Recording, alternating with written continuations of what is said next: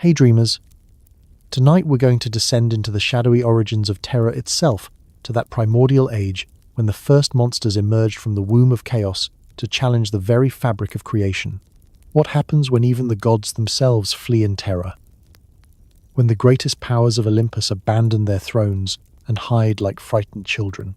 What happens when Zeus, king of the gods, hurler of thunderbolts, ruler of the sky, faces an enemy that makes him doubt his own divine strength? Before you settle in, take a moment to like the video if you truly enjoy these mythological journeys into the past, and let me know in the comments, which Greek monster do you find the most fascinating? Tonight's tale begins not with heroes, but with the beings that heroes were created to face.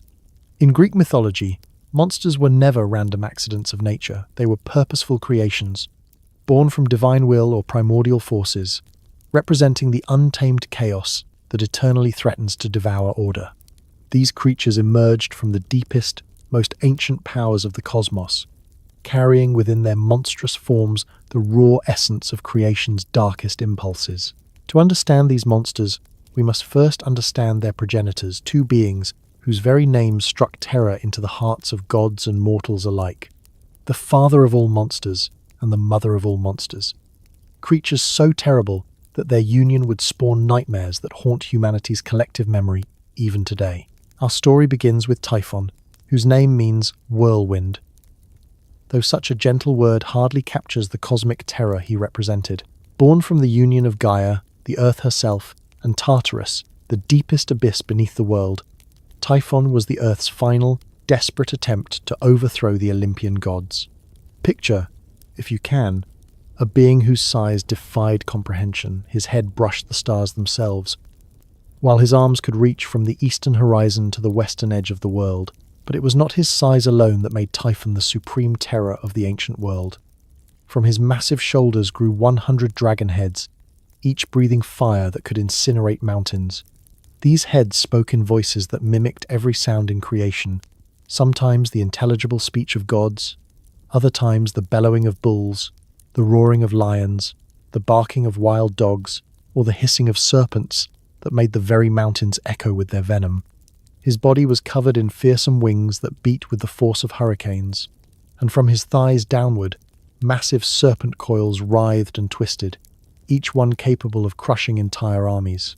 When Typhon first emerged from the depths of the earth, his roar shattered the peace of creation. Mountains trembled, oceans boiled, and even the underworld itself shook with terror. The Olympian gods, these mighty beings who had defeated the Titans and claimed dominion over the cosmos, took one look at this approaching catastrophe and felt something they had never experienced before. What do you think it takes to terrify a god?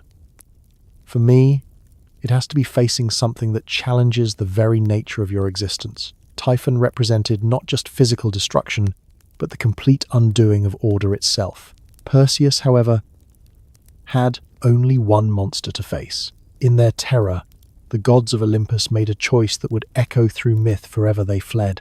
These immortal beings who commanded thunder and sea, wisdom and war, abandoned their celestial home and scattered across the earth like leaves before a storm. To hide from Typhon's notice, they transformed themselves into animals and fled to the distant land of Egypt. Poseidon, lord of all oceans, became a humble fish. Hera, queen of heaven itself, took the form of a cow. Apollo, god of light and music, became a hawk.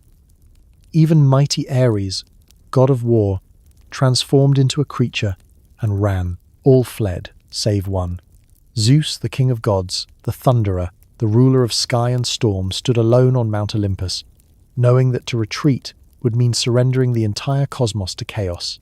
In his hands, he gathered his most powerful weapons, the thunderbolts forged by the Cyclopes in the heart of volcanic forges, weapons capable of splitting mountains and boiling seas. The battle that followed was nothing less than a war for the soul of existence itself. Zeus, mounted in his war chariot, soared through the sky to meet Typhon in single combat. The clash between them was so violent that the very foundations of reality trembled. Lightning blazed across the heavens as Zeus hurled bolt after bolt at his monstrous enemy, each strike lighting up the world with divine fire. Typhon responded with streams of flame from his 100 heads, breathing destruction that turned forest to ash and made the seas steam. The combat raged with such fury that the earth cracked, the sky burned, and even the dead in the underworld cowered in their tombs. The noise was beyond description. The roar of Typhon's 100 voices mixed with the crash of Zeus's thunder, creating a symphony of destruction that threatened to tear apart the very fabric of creation. For a time, it seemed Zeus might prevail. His thunderbolts found their mark, wounding the great monster and driving him back. Confident in his approaching victory, Zeus closed in for what he believed would be the final blow. But Typhon, despite his wounds, was far from defeated. As Zeus drew near, the monster used his massive size to his advantage. His serpentine coils lashed out like living chains, ensnaring the king of gods in a grip that no divine strength could break. Trapped in Typhon's crushing embrace, Zeus found himself facing the unthinkable defeat. Typhon seized the adamantine sickle that Zeus wielded, the same weapon that had once castrated Uranus and dethroned Cronus, and with swift, brutal efficiency, he severed the tendons in Zeus's hands and feet. The king of gods was rendered powerless, his divine strength cut away as easily as a mortal man's. Broken and helpless, Zeus was dragged by Typhon across land and sea to a distant cave in Cilicia. There, the monster hid the severed tendons that were the source of Zeus's power, wrapping them in a bearskin and setting the dragon woman Delphine to guard them. The universe held its breath in those moments. The age of the Olympians seemed to have ended before it had truly begun, and chaos prepared to reclaim dominion over all existence. But hope had not died entirely. Hermes, the messenger god and divine trickster, discovered where Zeus lay imprisoned. Together with Aegipan, perhaps another name for Pan himself, Hermes devised a plan born of cunning rather than strength. While Typhon was away, they crept into the cave and performed what might be called the first divine surgery, carefully reinstating Zeus's severed tendons and restoring his power. His strength renewed, Zeus burst from his prison like a thunderbolt given form. The final phase of their battle carried them across the known world. At Mount Nysa, the fates themselves intervened, tricking Typhon into eating ephemeral fruits, the grapes of Dionysus, that weakened him just enough to give Zeus the advantage he needed. From there, the chase continued to Thrace, where Typhon, in his desperation, began hurling entire mountains at his divine pursuer. But Zeus had learned from their first encounter. No longer would he rely on close combat against this monster. From a safe distance, he pelted Typhon with endless volleys of thunderbolts, each one blazing with the fury of divine justice. The mountains that Typhon threw were blasted apart in mid-air, their fragments raining down like hail. Where Typhon's blood fell upon the earth, the ground was stained crimson, and thus Mount Haemus earned its name, the Bloody Mountain. The end came in Sicily, where Typhon made his final desperate stand. But Zeus had reserved one last, ultimate display of power. As Typhon prepared for a final assault, Zeus lifted Mount Etna itself, an entire mountain of stone and fire, and hurled it down upon his enemy. The impact was so tremendous that it drove Typhon deep into the earth, burying him alive beneath countless tons of rock and molten lava. And there Typhon remains to this day, imprisoned beneath Mount Etna's mass. When the volcano rumbles and spits fire, the ancient Greeks said it was Typhon, still struggling against his bonds, still breathing flames from his 100 heads. The monster who had once threatened to destroy the cosmos had become the source of the mountain's fury, a reminder that even the greatest challenges to divine order could be overcome, but never truly destroyed. Yet Typhon's legacy did not end with his defeat, for before his imprisonment, he had found a mate as terrible as himself, one who would ensure that his monstrous lineage would continue to plague the world for generations to come. In a cave deep beneath the earth, far from the light of sun and stars, lived a creature whose beauty was matched only by her horror. This was Echidna, known throughout the ancient world as the mother of all monsters, a title that she had earned through centuries of spawning nightmares. Echidna's appearance embodied the terrible duality of her nature. From the waist up, she possessed the form of a perfect woman, her face lovely beyond description, with glancing eyes that sparkled like stars and cheeks that blushed with the color of dawn. Her hair flowed like liquid darkness, and her voice could charm even the wisest of men. But this divine beauty was joined to something far more sinister. From the waist down, her body became that of a massive serpent, its scales glinting with an otherworldly sheen, its length coiling through the shadows of her underground lair. Ancient writers described her as half a nymph with glancing eyes and fair cheeks, and half again a huge snake, great and awful, with speckled skin. This creature was ageless and deathless, blessed or perhaps cursed, with immortality that allowed her to see the rise and fall of ages. She was a flesh-eating monster, irresistible in her terrible beauty, who belonged neither to the realm of mortal men nor to the company of the undying gods. Her origins were as mysterious as they were ancient. Some said she was the daughter of Phorcys and Ceto, primordial sea deities whose other children included the Gorgons and the Grei. Others claimed she was born from Gaia, the earth herself, and Tartarus, the abyssal depths, making her sister to the very forces of chaos that had spawned Typhon. Regardless of her parentage, Echidna represented something fundamental and terrifying, the corruption that lurks beneath beauty, the rot that festers within the earth itself. She dwelt alone in her cave, which Hesiod described as lying beneath the secret parts of the holy earth, deep down under a hollow rock far from the deathless gods and mortal men.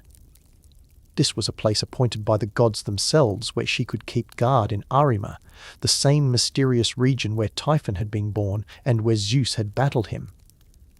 From this subterranean realm, Echidna would emerge to carry off passers-by, travellers unfortunate enough to venture too close to her domain. Some she would devour outright, for she was a creature that fed on raw flesh and knew no mercy.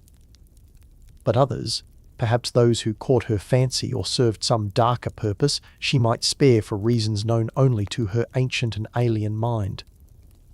Which mythological monster do you find the most terrifying? For me, it has to be Echidna herself. The idea of beauty hiding such fundamental corruption, of charm that leads to destruction, that speaks to fears we all carry. Typhon, however, had only destruction to offer. It was in the depths below that Echidna encountered her match in Typhon. When the father of all monsters descended into the earth after his defeat by Zeus, he found in Echidna a kindred spirit, another being who represented the primal forces that civilization sought to contain.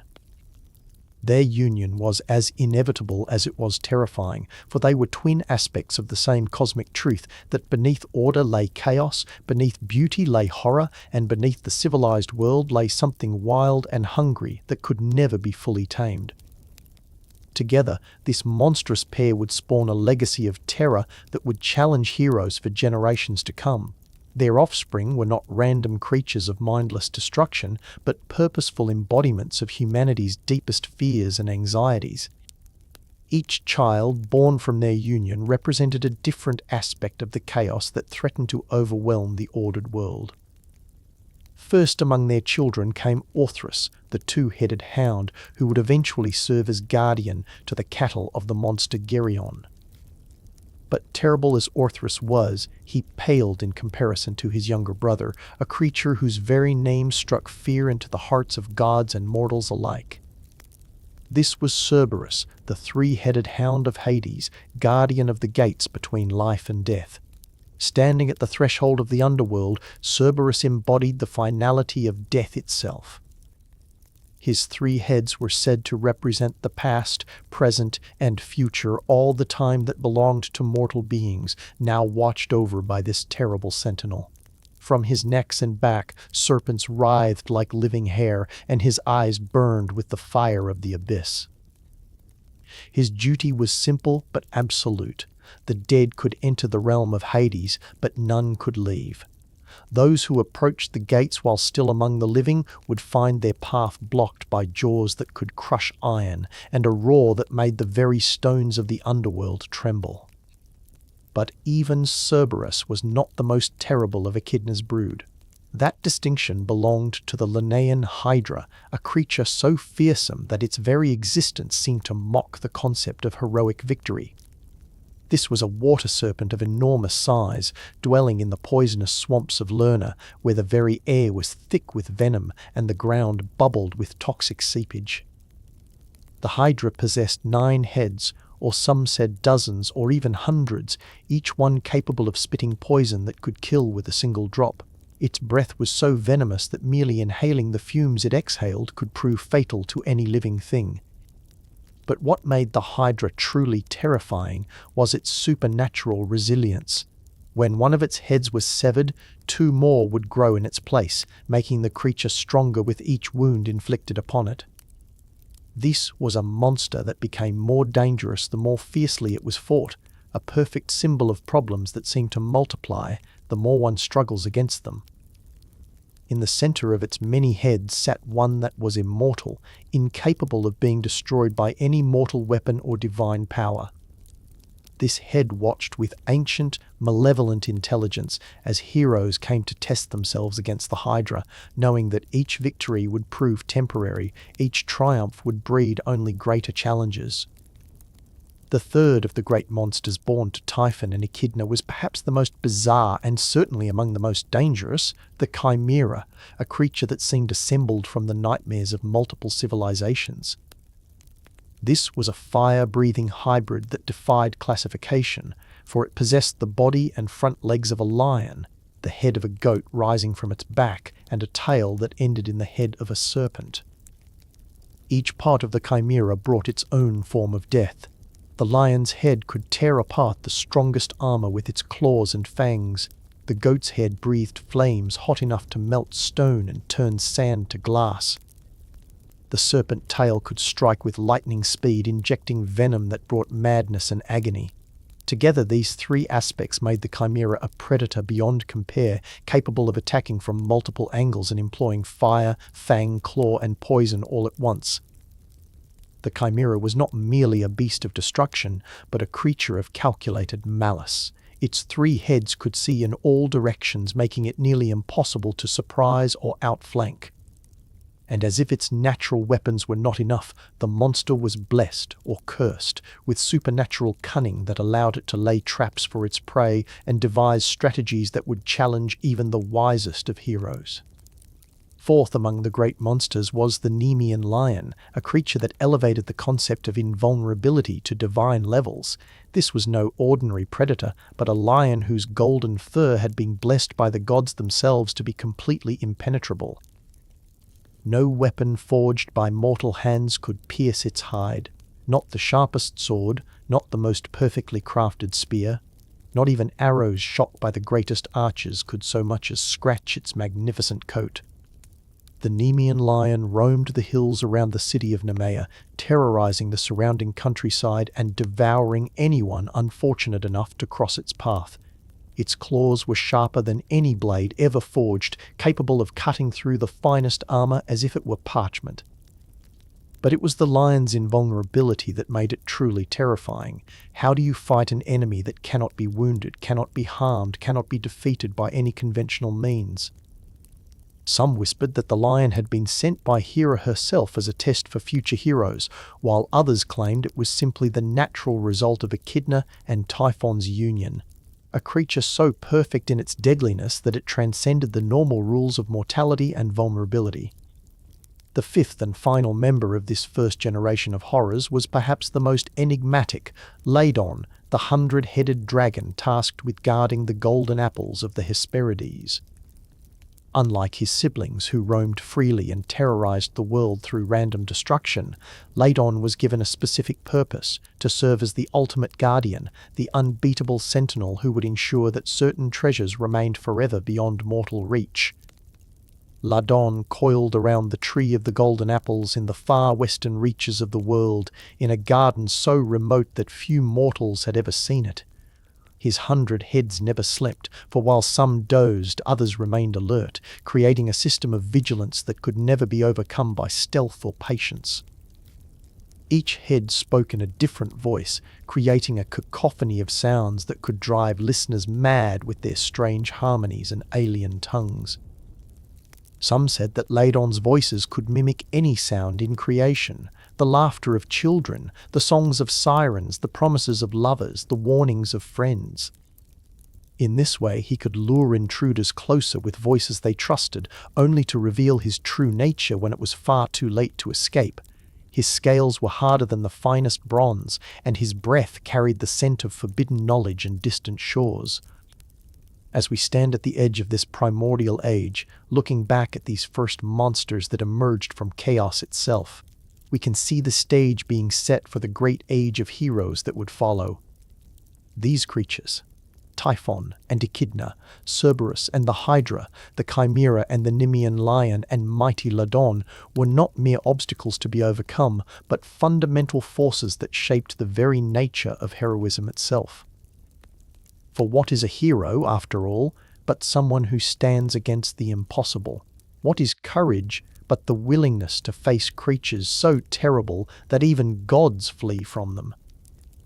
The monsters born in this primordial age were not random accidents of nature, but purposeful challenges designed to test the limits of divine and mortal will alike.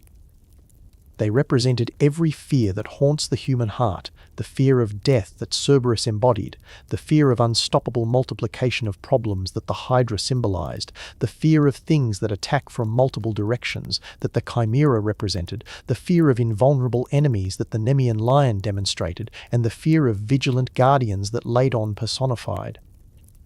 But perhaps most importantly, they represented the eternal truth that chaos and order exist in constant tension, that civilization is always just one step away from the primordial wilderness that gave it birth. Typhon and Echidna, the father and mother of all monsters, reminded the ancient Greeks that no matter how secure their cities, how wise their laws, or how powerful their gods, there would always be something wild and untamed lurking just beyond the edges of the known world. Now, with these primordial horrors roaming the earth, their terrible presence casting shadows across both mortal and divine realms, the cosmos had become a far more dangerous place. The gods might have defeated Typhon and contained Echidna, but their monstrous children remained free to terrorize the world. The stage was set for a new kind of story to begin: tales of heroes who would rise to meet these impossible challenges, armed with nothing more than mortal courage and the hope that even the greatest monsters could be defeated by those brave enough to try. For in facing these children of chaos, heroes would discover not just their own strength, but the fundamental truth that binds all great myths together: that no darkness is so complete that it cannot be challenged, no monster so terrible that it cannot be faced, and no chaos so absolute that it cannot, with enough courage and determination, be transformed back into order. The age of monsters had begun. Soon, the age of heroes would follow. And in the tension between these two forces, between the chaos that seeks to devour and the courage that refuses to be devoured, the greatest stories ever told would be born.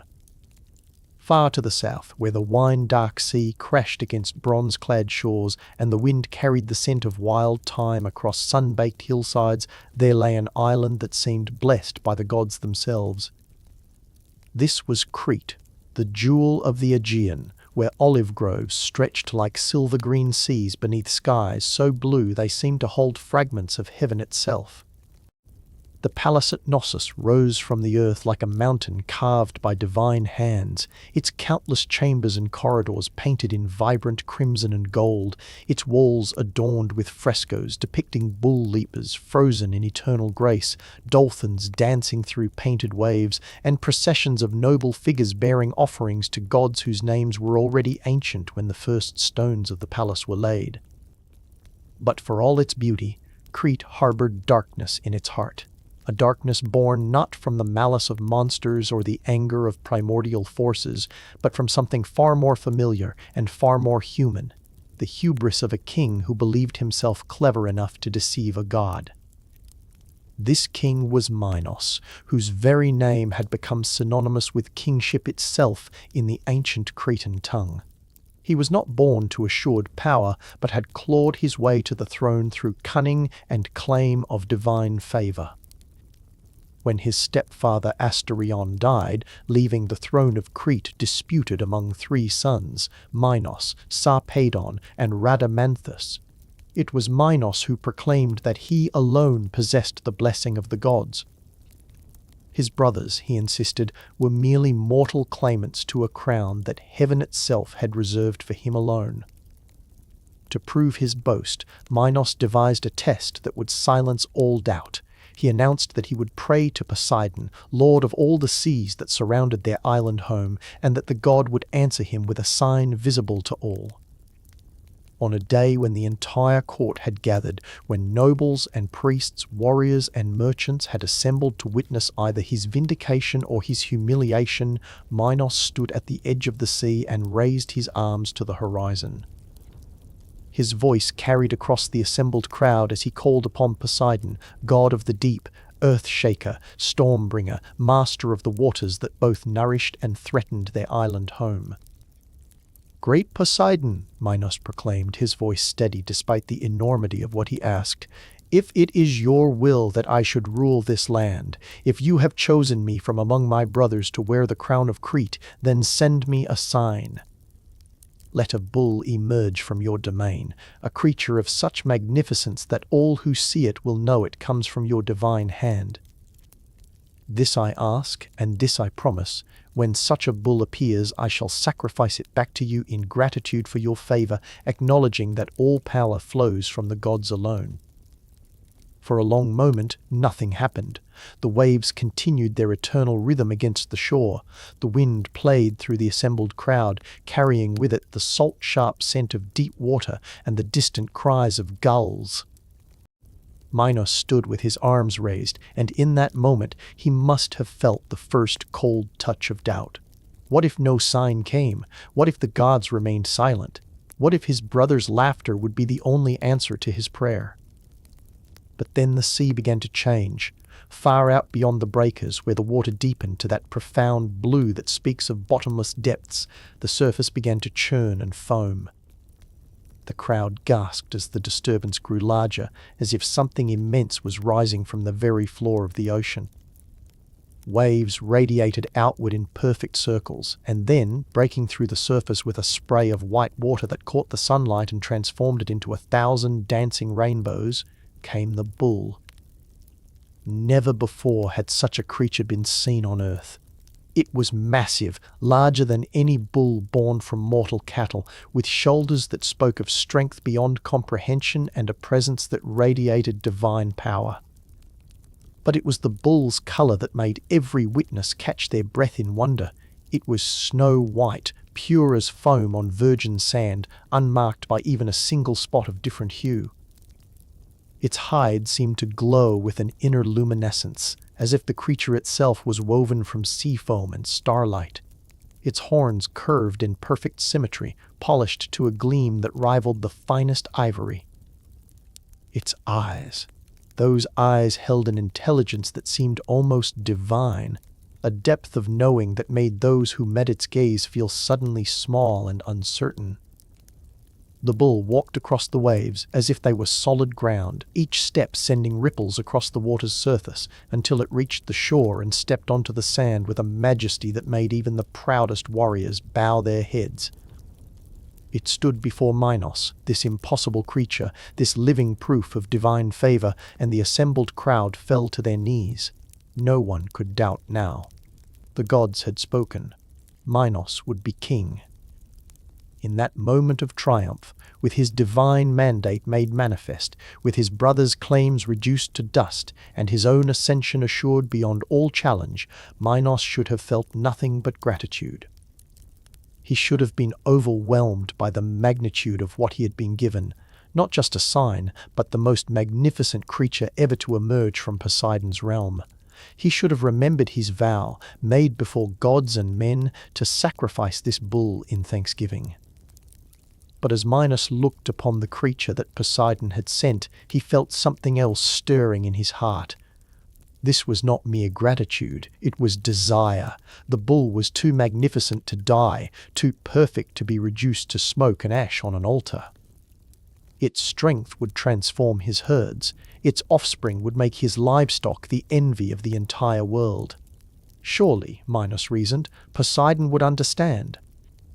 Surely the god cared more about the faith in a man's heart than the precise execution of a vow.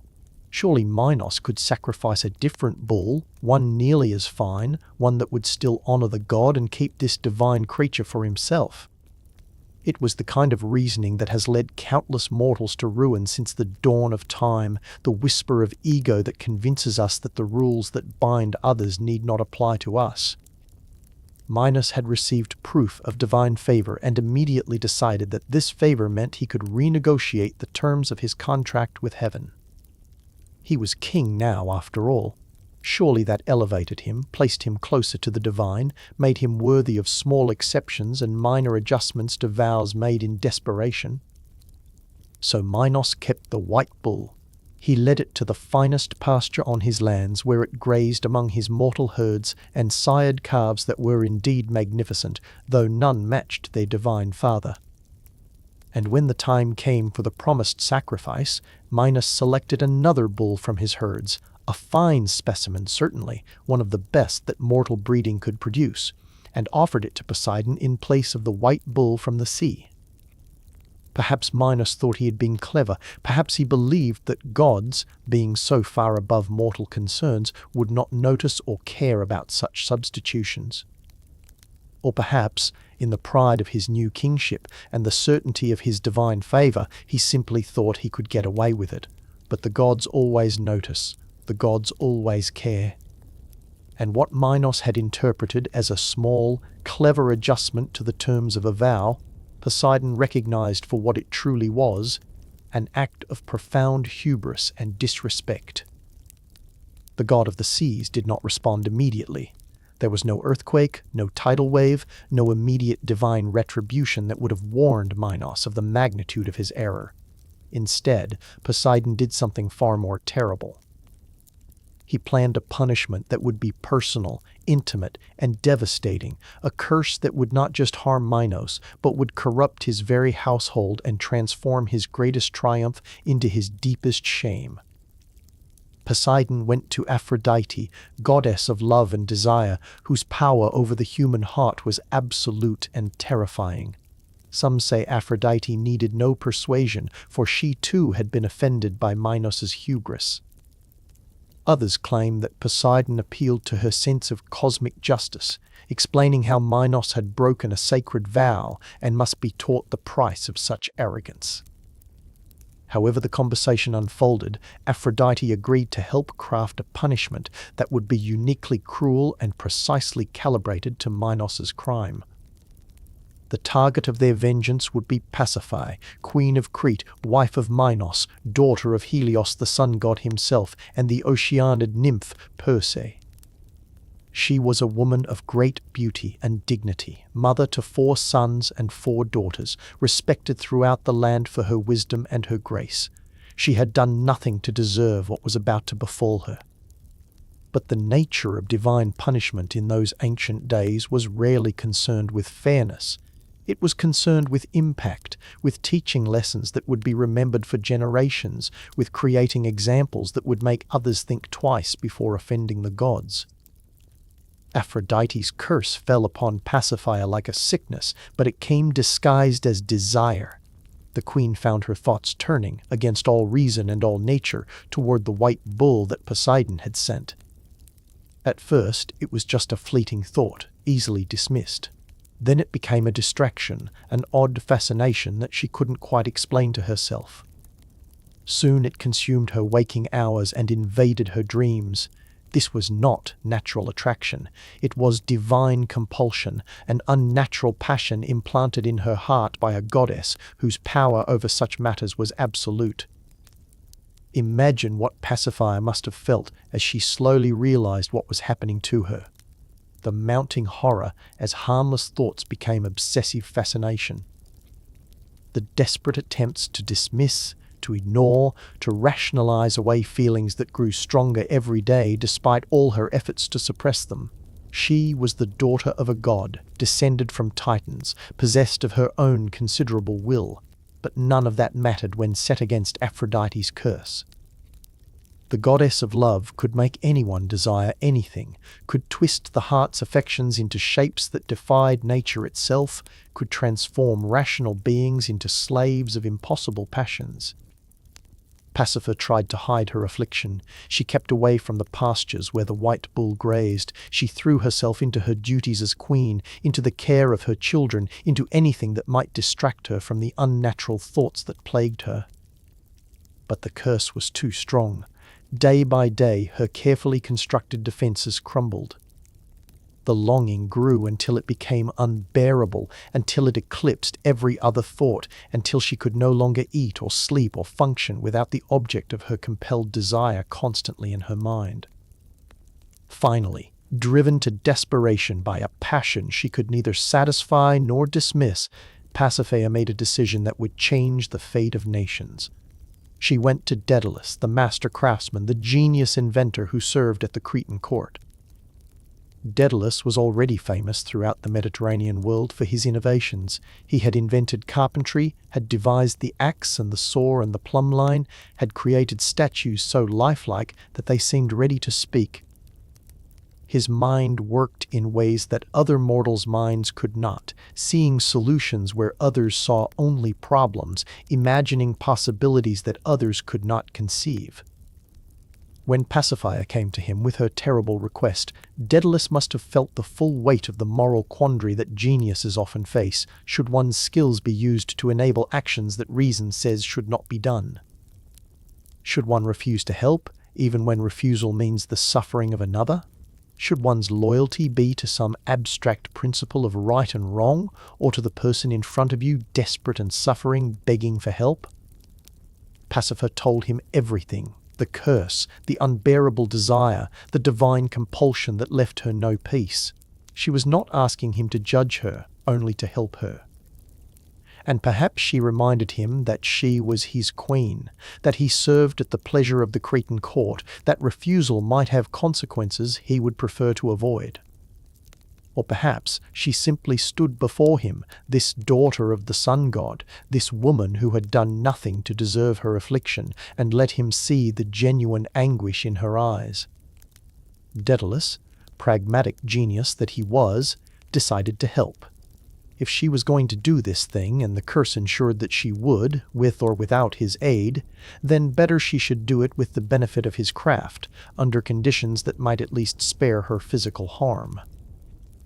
So he set his incomparable mind to solving an impossible problem, how to enable a human woman to mate with a divine bull. The solution he devised was as brilliant as it was disturbing. He built a hollow wooden cow, constructed with all the precision and attention to detail that had made him famous. The framework was perfect, the proportions exactly matched to a living cow of the same size as the white bull, but it was the outer covering that demonstrated true genius. He draped the wooden frame in the actual hide of a cow, recently slaughtered for this purpose, treated and worked until it seemed still fresh and living. The eyes were glass, crafted with such skill that they seemed to hold genuine life. The joints were cunningly designed to allow for movement. Every detail was attended to, every aspect perfected, until what stood in his workshop was not merely a replica of a cow, but a deception so complete that it might fool even divine senses. The hollow structure could be entered from beneath. Inside, Daedalus had created supports where a human could position themselves, could wait, could endure what was about to happen. It was a masterpiece of engineering placed in service of a purpose that reason said should never be attempted. But Daedalus had made his choice, had placed his loyalty to his queen above any other consideration. He showed Pasiphae how to use his creation, explained how she should position herself, warned her of the dangers, and then, because even genius has its limits of complicity, he left her to her cursed purpose. What happened next in that sun-drenched pasture with the white bull and the wooden cow and the queen imprisoned within deserves neither glorification nor detailed description. It was not romance, not love, not even lust in any meaningful sense. It was the fulfillment of a divine curse, a woman compelled by forces beyond her control to an act against nature itself. Some ancient writers tried to make it scandalous, to treat it as a moral failure on Pasiphae's part. But those who understand the nature of divine curse work know better. Pasiphae was not a perpetrator but a victim, a woman caught in the crossfire of divine anger directed at her husband's hubris. The act was completed. The curse was satisfied. And Pasiphae was left to emerge from Daedalus's contraption and try to piece together some understanding of what had been done to her, what she had been forced to do, what the consequences might be. The consequences, when they came, were worse than anyone could have imagined. For the union, unnatural, impossible, the result of divine meddling and mortal ingenuity, bore fruit. Pasiphae found herself pregnant. And as the months passed, as her belly swelled with whatever grew inside her, she must have felt a dread that went beyond normal childbirth fears. What would emerge from such a conception? What kind of creature could result from a union that should never have been possible? When her time came, when the birth began with all its blood and pain and primal struggle, the midwives who attended her must have felt their hearts stop when they first saw what she was bringing into the world. The child that emerged was breathing, living, undeniably alive. But it was not human. It was not bull. It was something that should not exist, a creature caught between forms belonging fully to neither. From the shoulders down, the body was human, or human enough. It had arms and torso, human proportions and human anatomy. But from the shoulders up, where a human head should have crowned the body, there instead grew the massive head of a bull. Not a bull's head scaled down to human proportions, but a full bull's head in all its powerful animal glory. Great curved horns erupted from the skull. The face was all bovine features, the broad muzzle, the flaring nostrils, the large dark eyes that held animal intelligence but no human recognition. A tail, bull-like and powerful, extended from the base of the spine. The creature that lay mewling and struggling in the afterbirth was simultaneously pitiful and terrifying. It was innocent. What child chooses the circumstances of its birth? And yet its very existence was an abomination, a living violation of natural law, a constant reminder of divine anger and mortal transgression. They named him Asterios, after the previous king of Crete, perhaps in an attempt to give him some dignity, some connection to humanity and legitimacy. But the name that stuck, the name that would echo through the ages, was far more direct and far more damning: Minotauros, the bull of Minos. For though Minos had not sired this creature, though it was born from his wife's cursed union with a divine bull, the Minotaur was ultimately Minos's creation. It was his hubris that had set this chain of events in motion, his broken vow that had brought Poseidon's anger, his arrogance that had resulted in this living monument to the price of deceiving gods. As the Minotaur grew, the full horror of his existence became apparent. He was trapped between two natures, belonging fully to neither. He had a human's capacity for emotion and possibly understanding, but a bull's head that could not form human speech, could not express complex thought, could not plead or reason or explain. He had human hands that might have crafted or created, but an animal's mind, or perhaps a human mind imprisoned in an animal's head, unable to communicate, unable to fully be either beast or man. And he had appetites. As he grew from infant to child to adolescent to the full strength of maturity, those appetites grew with him. The Minotaur was not content with the food offered to ordinary creatures. His diet became increasingly specific and increasingly horrifying. He craved flesh, human flesh. Whether this was some lingering effect of the divine curse that created him, or simply the natural result of his mixed nature, or perhaps a manifestation of rage at his own impossible existence, no one could say. But the reality was undeniable. The Minotaur had become a man-eater, a monster whose hunger could only be satisfied with the most terrible of prey. King Minos faced an impossible situation. This creature was, legally and by all accounts, his son, or at least his wife's son, born in his household, bearing his name. But it was also a monster, growing more dangerous by the day, killing servants and guards who got too close, terrorizing the palace and endangering everyone within its walls. Minos could not simply kill the Minotaur, apart from whatever paternal feelings he might have had. Doing so would be admitting publicly the full extent of the curse on his household, would be acknowledging his own role in creating this situation, would be advertising his failure to the entire Mediterranean world. So once again Minos turned to Daedalus. Once again he asked the master craftsman to solve an impossible problem, but this time the request was not for something to enable, but for something to contain. Minos needed a prison, but not an ordinary prison. He needed something that could hold a creature of supernatural strength and bestial fury. He needed something from which there could be no escape. He needed something that would hide this evidence of divine anger away from the world's eyes, that would solve his problem without forcing him to confront it directly. He needed a labyrinth. And so Daedalus, having already compromised his genius once in service to the cursed passions of Crete's royal house, did so again. But if creating the wooden cow had been a masterwork of deceptive engineering, the labyrinth would be his magnum opus, the creation that would ensure his name lived forever, even as it demonstrated the terrible uses to which brilliance could be put. Daedalus designed the labyrinth to be built beneath the palace of Knossos itself, excavated into the living rock beneath the sprawling complex of courtyards and chambers. This was not merely a maze, it was a three-dimensional puzzle of corridors and chambers, of stairways that led nowhere and passages that doubled back on themselves, of rooms identical to other rooms, and turns that seemed to lead in one direction but actually led in another entirely. The genius of the labyrinth lay not in its size, though it was vast, but in its deliberate confusion. Every turn looked like every other turn.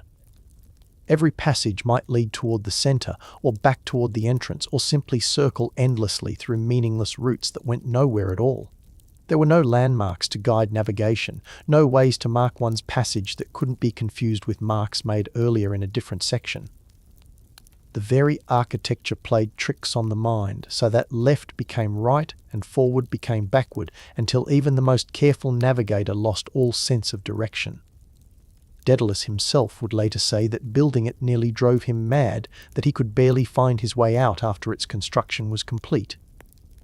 Whether this was true or merely a story meant to enhance the labyrinth's fearsome reputation, it captured something essential about what he had created, a prison so perfect that it imprisoned not just the body but the mind, that turned the victim's own attempts at escape into the mechanism of their further entrapment. Into this impossible maze, Minos had the Minotaur driven.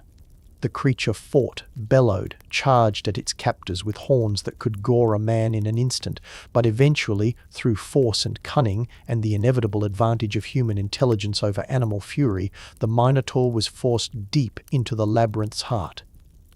Behind it, workers sealed passages and closed off routes until the creature was truly trapped, wandering in darkness through corridors that would never lead to freedom. But the labyrinth imprisoned more than just the Minotaur's body. It imprisoned the truth of what Minos had done. Hidden away beneath tons of stone and earth, lost in corridors that no map could capture, the Minotaur became almost mythical even to those who had helped imprison it.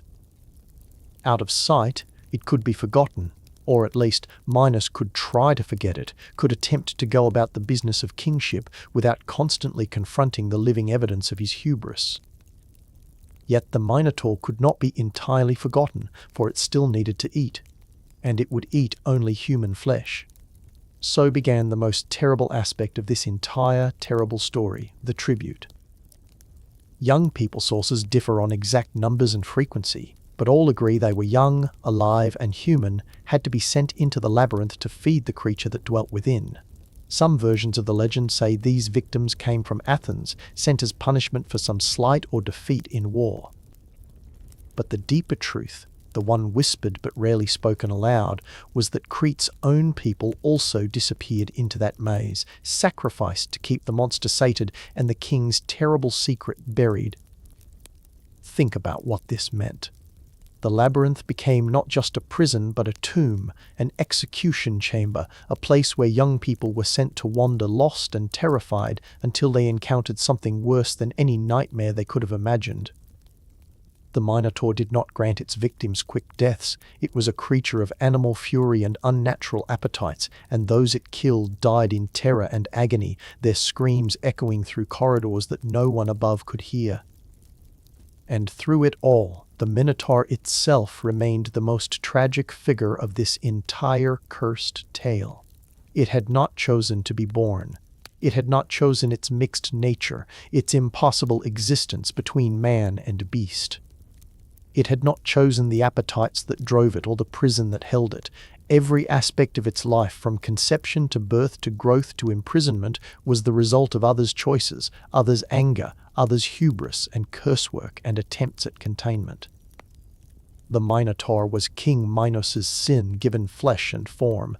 It was Poseidon's anger made manifest. It was Aphrodite's curse incarnated. It was the price of broken vows and divine disrespect, walking on two legs and bearing a bull's head, hungry and trapped and raging against an existence it had never asked for. It was both monster and victim, both horror and tragedy, both the punishment and the one being punished. In its dark prison, wandering through corridors that offered no hope of escape, the Minotaur lived out its cursed existence. It knew hunger, always hunger. It knew rage, the fury of a creature caught between forms, able to neither speak nor truly be silent, neither fully animal nor remotely human. It knew solitude, the absolute isolation of being the only creature of its kind, unique and unmatched and utterly, terribly alone. And perhaps, in whatever consciousness existed behind those animal eyes, it knew despair, the understanding that it was despised and feared, that its very existence brought horror to all who knew of it, that it served no purpose except as a living reminder of divine anger and mortal foolishness. Above, in the sunlit chambers of Knossos, life continued. Minos ruled his kingdom with the authority of one who had proved divine favor.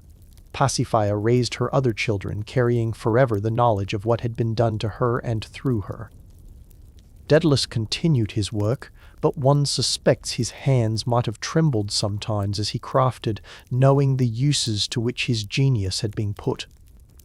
The beautiful palace with its vivid frescoes and elegant corridors stood as a monument to Cretan glory, but beneath it, in darkness, wandered a creature that embodied all the darkness that glory concealed.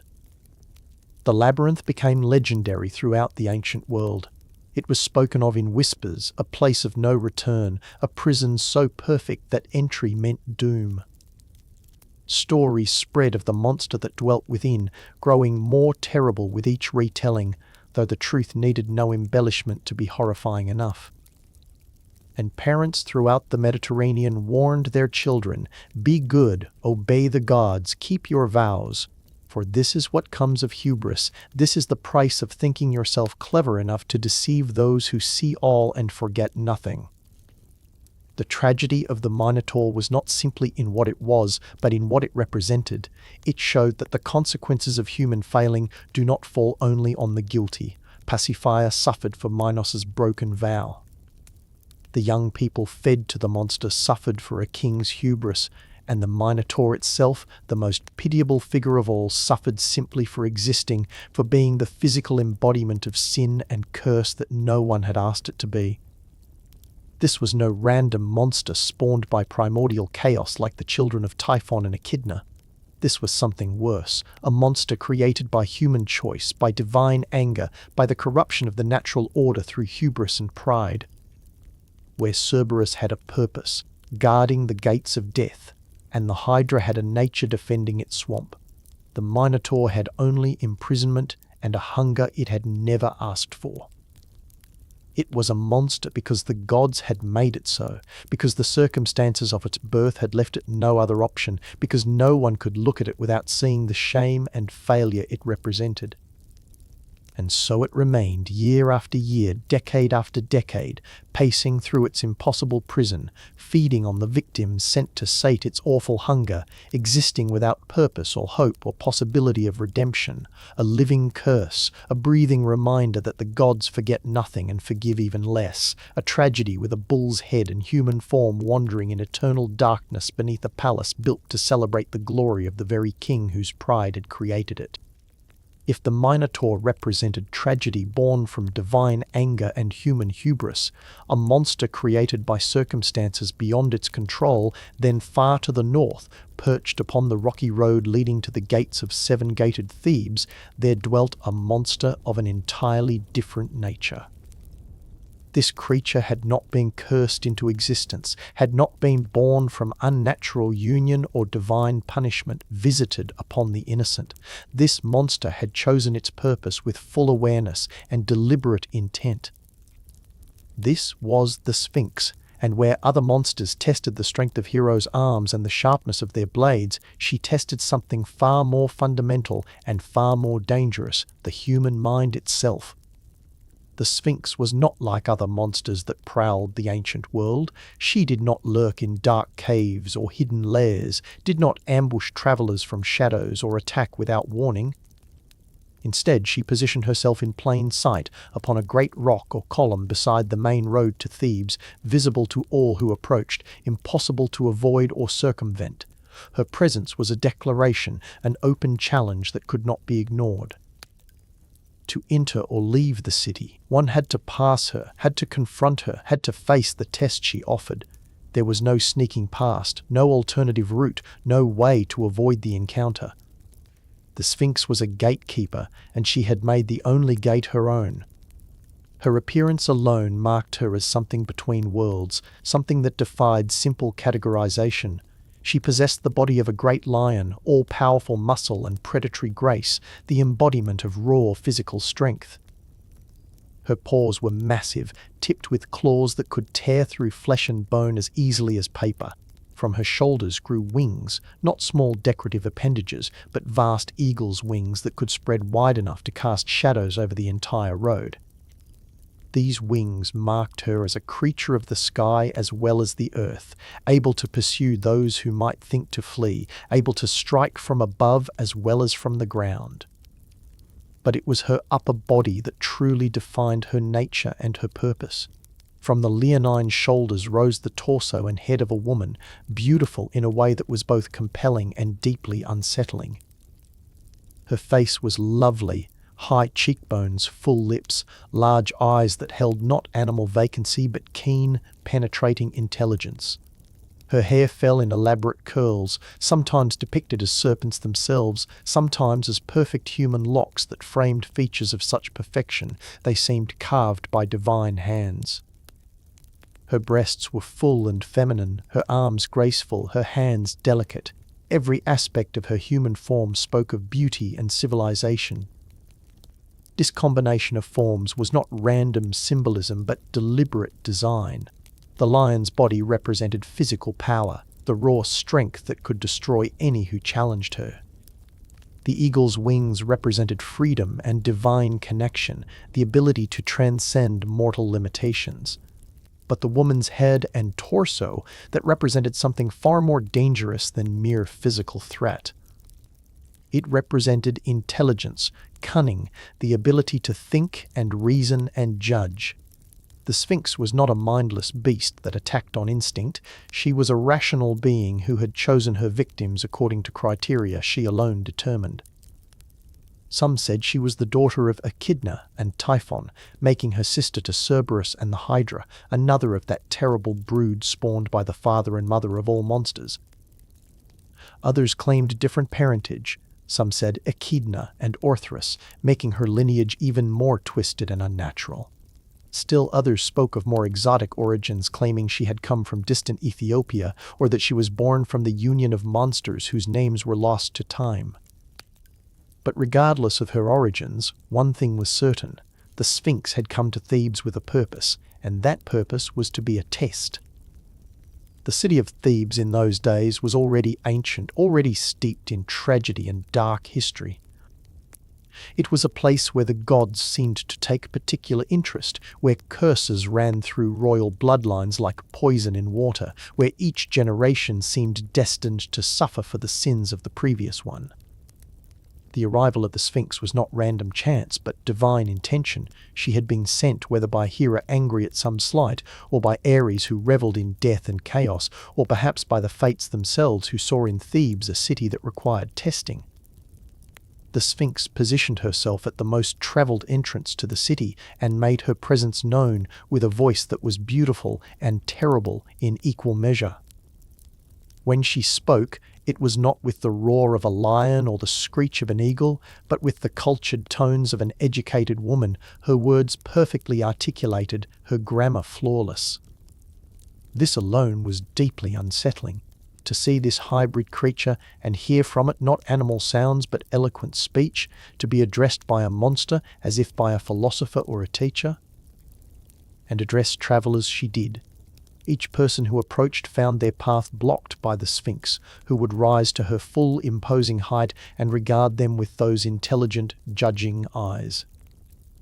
There was no aggression in her initial posture, no immediate threat. She simply waited, poised and patient, until the traveller drew close enough to speak. And then, in that voice that seemed to contain both honey and venom, she would present her challenge. "I have a riddle for you," she would say, and those simple words carried with them the weight of life and death.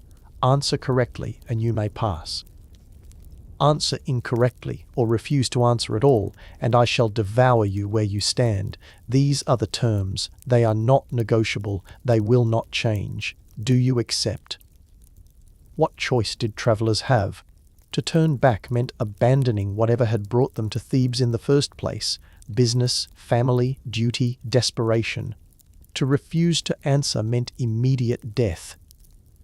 To attempt to fight the Sphinx was to ignore the entire purpose of her test. She was not there to be defeated by strength of arms, but to judge the strength of minds. Those few who tried to attack her discovered that her lion's body was not merely symbolic. She was faster than they expected, stronger than they imagined, and her claws dispensed death with terrible efficiency. But these physical deaths were almost merciful compared to the fate of those who accepted her challenge and failed. The riddle she posed never changed.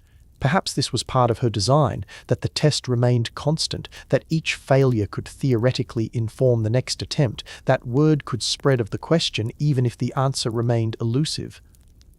Or perhaps the unchanging nature of the riddle was itself part of the test, revealing how many people would fail to solve a puzzle that, once explained, seemed almost obvious in its simplicity.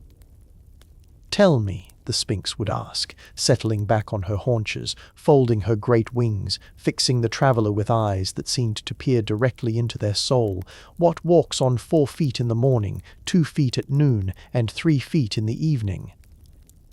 The riddle hung in the air like a physical presence. 4 feet, 2 feet, 3 feet. Morning, noon, evening. What changed its method of locomotion as the day progressed? The obvious answer would be some kind of animal, but what animal walked on 4 legs normally, then 2, then 3? It made no sense. Some travellers, thinking quickly, suggested various animals, perhaps a creature that lost limbs as it aged. But that would be going from 4 to 3 to 2, not 4 to 2 to 3. Perhaps something that gained a limb? But what creature did that? Others approached it differently, thinking that morning, noon, and evening might not be literal times of day, but metaphors for something else. But metaphors for what? Seasons? The stages of, and here, some came close to the answer, circling around it without quite grasping it. Stages of what? Of life? But what living thing changed so dramatically? The Sphinx would wait patiently as travellers puzzled through their thoughts aloud, sometimes throwing out wild guesses, sometimes requesting clarification on the rules of the riddle, sometimes lapsing into desperate silence as they struggled to find an answer that eluded them. She never hurried them. She never showed impatience. She simply waited, like a teacher observing a student taking an examination, her beautiful face composed in an expression that might have been curiosity or might have been hunger. It was difficult to tell which. And when the traveller finally gave their answer, whether confidently wrong or hesitantly uncertain, the Sphinx would consider it with apparent seriousness. She would pause, as if genuinely evaluating the response, as if there might be some clever interpretation she had not considered. But the pause was theatrical, part of the ritual. The Sphinx knew the answer. She had always known the answer, and unless the traveller spoke that specific answer, their fate was sealed. "Incorrect," she would say, and her voice in that moment carried no anger, no triumph, no emotion at all beyond simple statement of fact. And then she would move, and the traveller's screams would echo across the Theban plain as the Sphinx's claws and teeth did their terrible work. She did not kill quickly. She did not grant the mercy of a swift death. Those who failed her test died knowing they had failed, died with time to understand the nature of their error, died regretting that they had not thought harder, seen clearer, understood better. The bodies she left as warnings.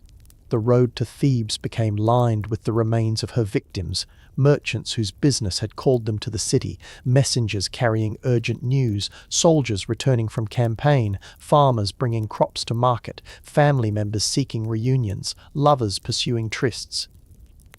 The Sphinx made no distinction between young and old, male and female, rich and poor, noble and common. All she cared about was the answer to her riddle, and all failed to provide it. The psychological effect on Thebes was devastating in ways that went beyond the simple tragedy of deaths. This was not a plague that struck randomly, not a war that threatened the city's walls, not a famine that could be endured through rationing and hope. This was a monster that had made intelligence itself the price of survival. Thebes had always prided itself on being a city of culture and learning, a place where philosophy and poetry flourished, where the arts were celebrated and wisdom was valued. And now, at their very gates, sat a creature who mocked all of that, who reduced their vaunted intelligence to nothing, who demonstrated that for all their learning and culture, they could not solve a simple riddle. Some claimed to know the answer and refused to share it, perhaps hoping to profit from the knowledge or perhaps simply lying to maintain an illusion of superiority. Others formed groups to study the riddle collectively, debating its possible meanings and interpretations, writing treatises on its structure and implications. But somehow, despite all this intellectual effort, the answer eluded them. The more they thought about it, the more complex it seemed. They constructed elaborate theories involving mythological creatures, astronomical phenomena, mathematical principles, philosophical concepts. They were overthinking it, as intelligent people often do when faced with something that seems too simple to actually be simple. The city began to suffocate under the Sphinx's reign of terror. Trade dried up as merchants refused to risk the journey. Communication with other cities became nearly impossible as messengers failed to return. Thebes became isolated, cut off from the wider world by a single monster and a single riddle. Inside the walls, paranoia and despair grew like mold in darkness. People began to suspect that the riddle had no answer, that the Sphinx was simply using it as an excuse to kill, that there was no way to pass her test. Others insisted that someone must know the answer, perhaps the king himself, or the priests of Apollo, or some wise elder who was keeping the knowledge hidden for reasons of their own. King Laius, who ruled Thebes in those days, was powerless before this threat. He could send armies against human enemies, could command the construction of great works, could make laws and dispense justice. But what could he do against a monster who wanted neither conquest nor treasure, who made demands that could not be met through force or negotiation? Some of his advisors suggested trying to kill the Sphinx through trickery, poisoned food, or arrows from great distance, or some clever trap that would bypass the need to answer her riddle. But every attempt failed. The Sphinx seemed aware of such plans before they were executed, and those who tried to implement them became just more corpses decorating the road to Thebes. So the siege continued, not a siege of armies and battering rams, but a siege of fear and isolation, of a city slowly dying because its people could not solve a single riddle. And the Sphinx waited on her perch, patient as stone, asking her question day after day, watching travellers approach with hope and leave as corpses, maintaining her vigil with a dedication that seemed almost admirable if it were not so terrible. Until Oedipus arrived. He came from Corinth, or so he believed, a young man fleeing a prophecy that had shaken the foundations of his identity. The oracle at Delphi had told him terrible things, that he would kill his father and marry his mother, and in his desperation to avoid this fate, he had left the only home he had ever known and set out as an exile and wanderer. His path had brought him to the Theban road, and he approached the city knowing nothing of the Sphinx, having received no warning about the creature that waited there. When he saw her, he did what his nature demanded. He did not flee, did not hesitate, did not look for alternatives. Oedipus possessed many flaws that would later prove his undoing, but cowardice was not among them.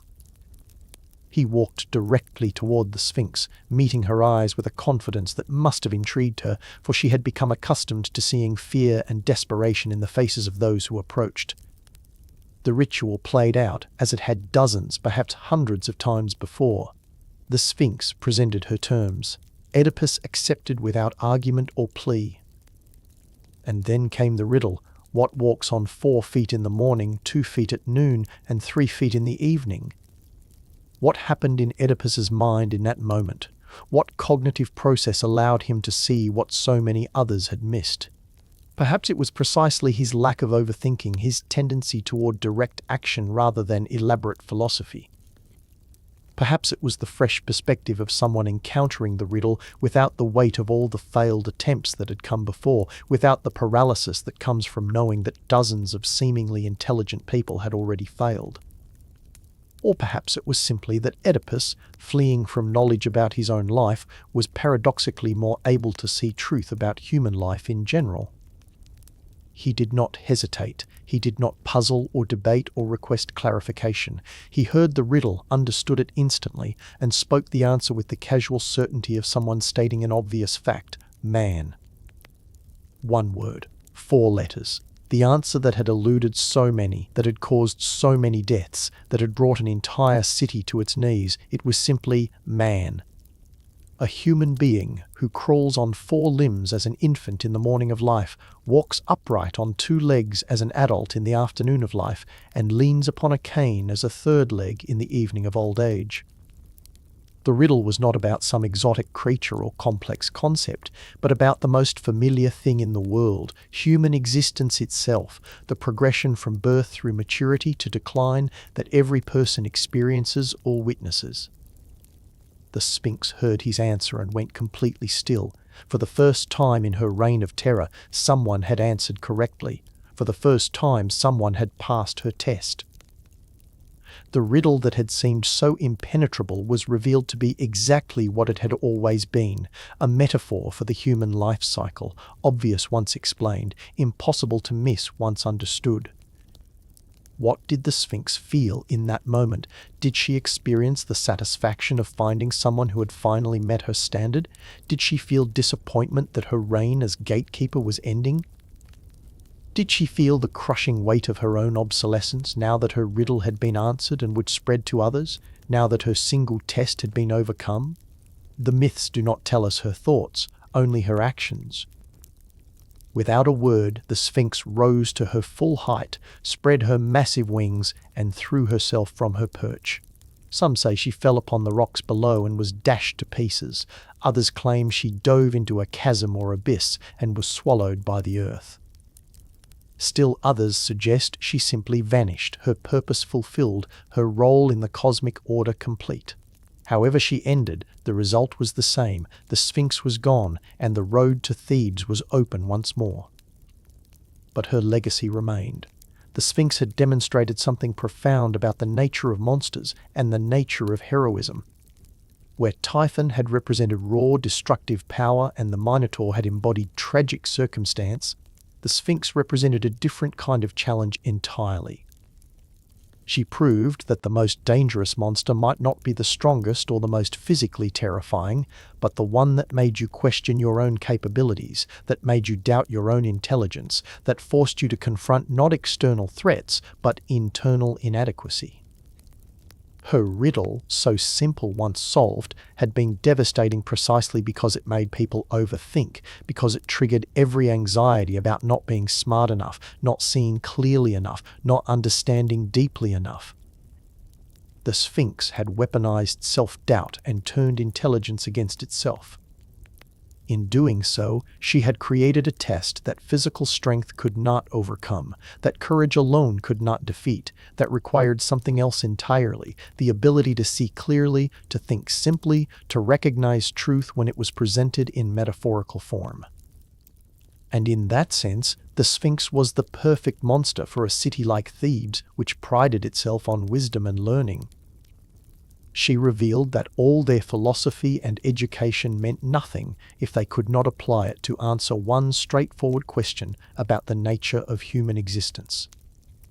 She demonstrated that intelligence without clarity is useless, that education without understanding is empty, that wisdom means nothing if it cannot be translated into correct answers when the stakes are life and death. The Sphinx stands in mythology as a reminder that not all battles are physical, not all challenges require weapons, and not all monsters can be defeated by heroes with swords and shields. Some require heroes with minds sharp enough to cut through complexity and see simple truth. Some require the courage to give a direct answer rather than hiding behind elaborate theories. Some require the wisdom to recognize that sometimes the answer to the most perplexing riddle is something so familiar we overlook it precisely because it is always present. And perhaps that is the most unsettling aspect of the Sphinx's legacy. The suggestion that the greatest mysteries might have the simplest solutions, that we often fail not because the challenges are too difficult, but because we make them more complex than they need to be, that the monsters we cannot defeat might be overcome by the clarity we refuse to embrace. The Sphinx asked a riddle about human life and killed those who could not see their own existence clearly enough to answer. In doing so, she posed a question that echoes beyond her myth. Can we truly understand ourselves? And if we cannot, what right have we to claim wisdom about anything else? If the Sphinx had tested the mind's ability to see truth clearly, then far to the west, where the wine-dark sea stretched toward horizons that marked the edge of the known world, there existed a different kind of test entirely, one that did not challenge intelligence or physical strength, but something far more fundamental and far more difficult to resist. This was the domain of the Sirens, and their weapon was not riddles or claws or venom, but something infinitely more dangerous, beauty itself, transformed into sound, weaponized as song.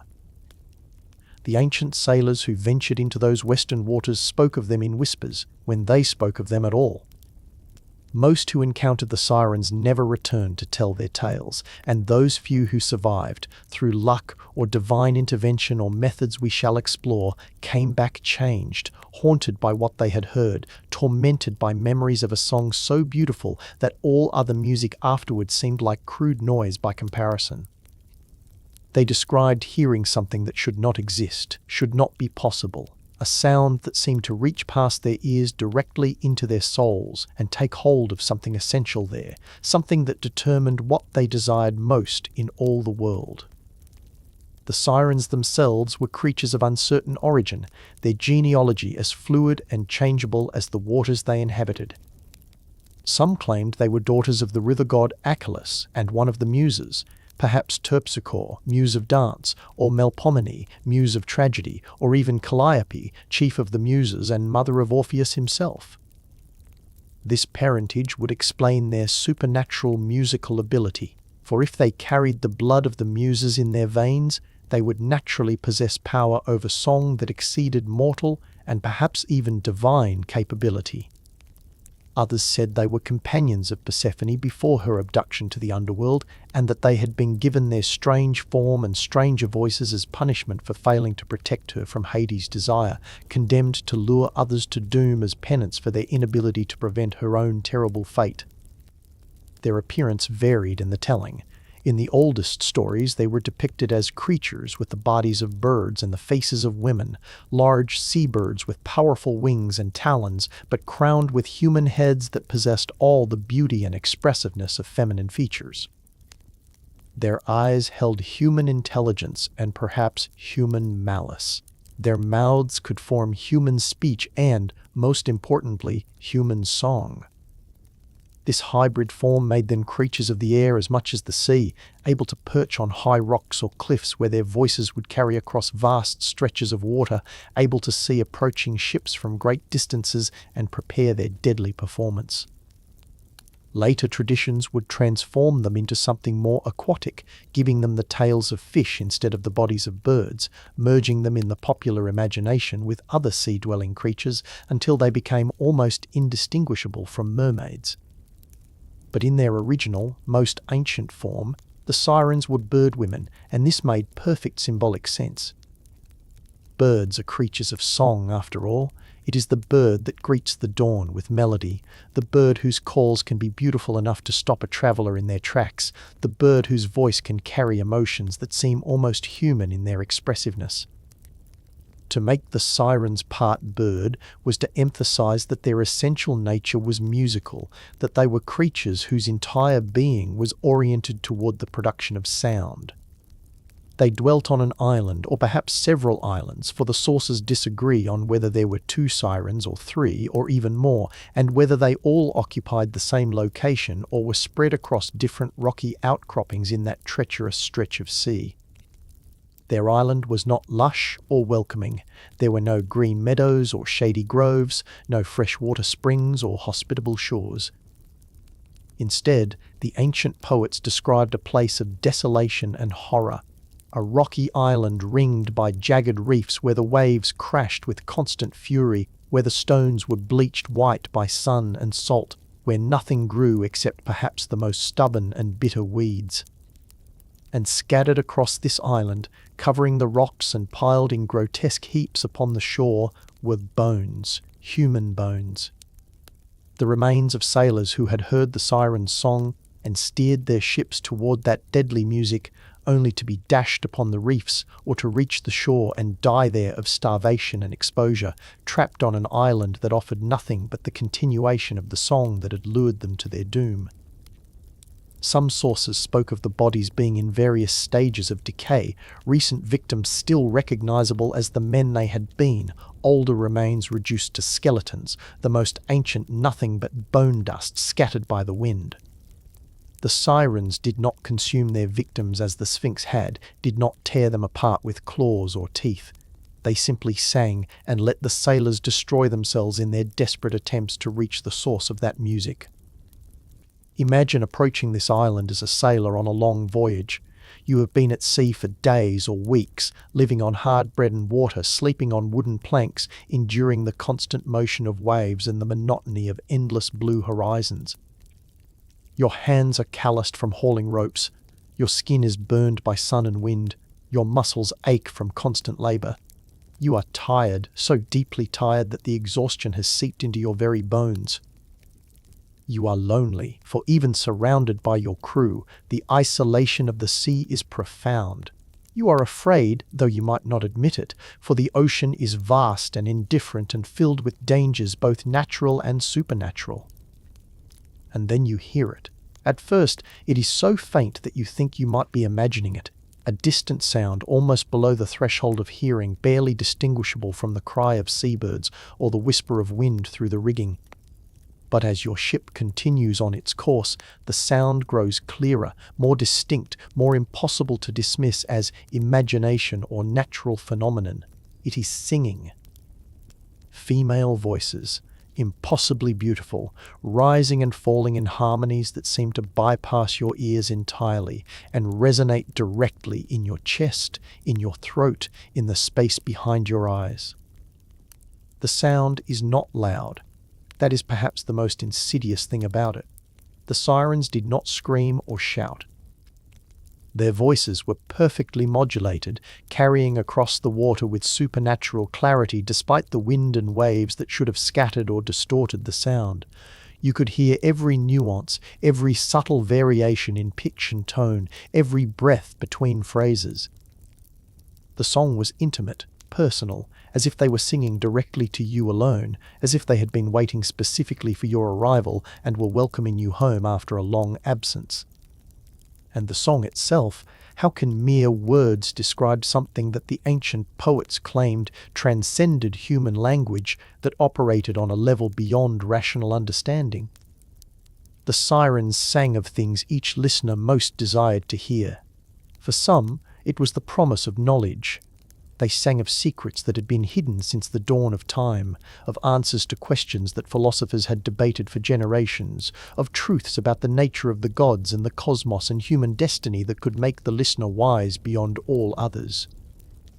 For others, the song spoke of glory and renown, promising tales of the listener's own heroic deeds spread across the world, immortal fame that would outlast stone and bronze and make their names live forever in the memory of humanity.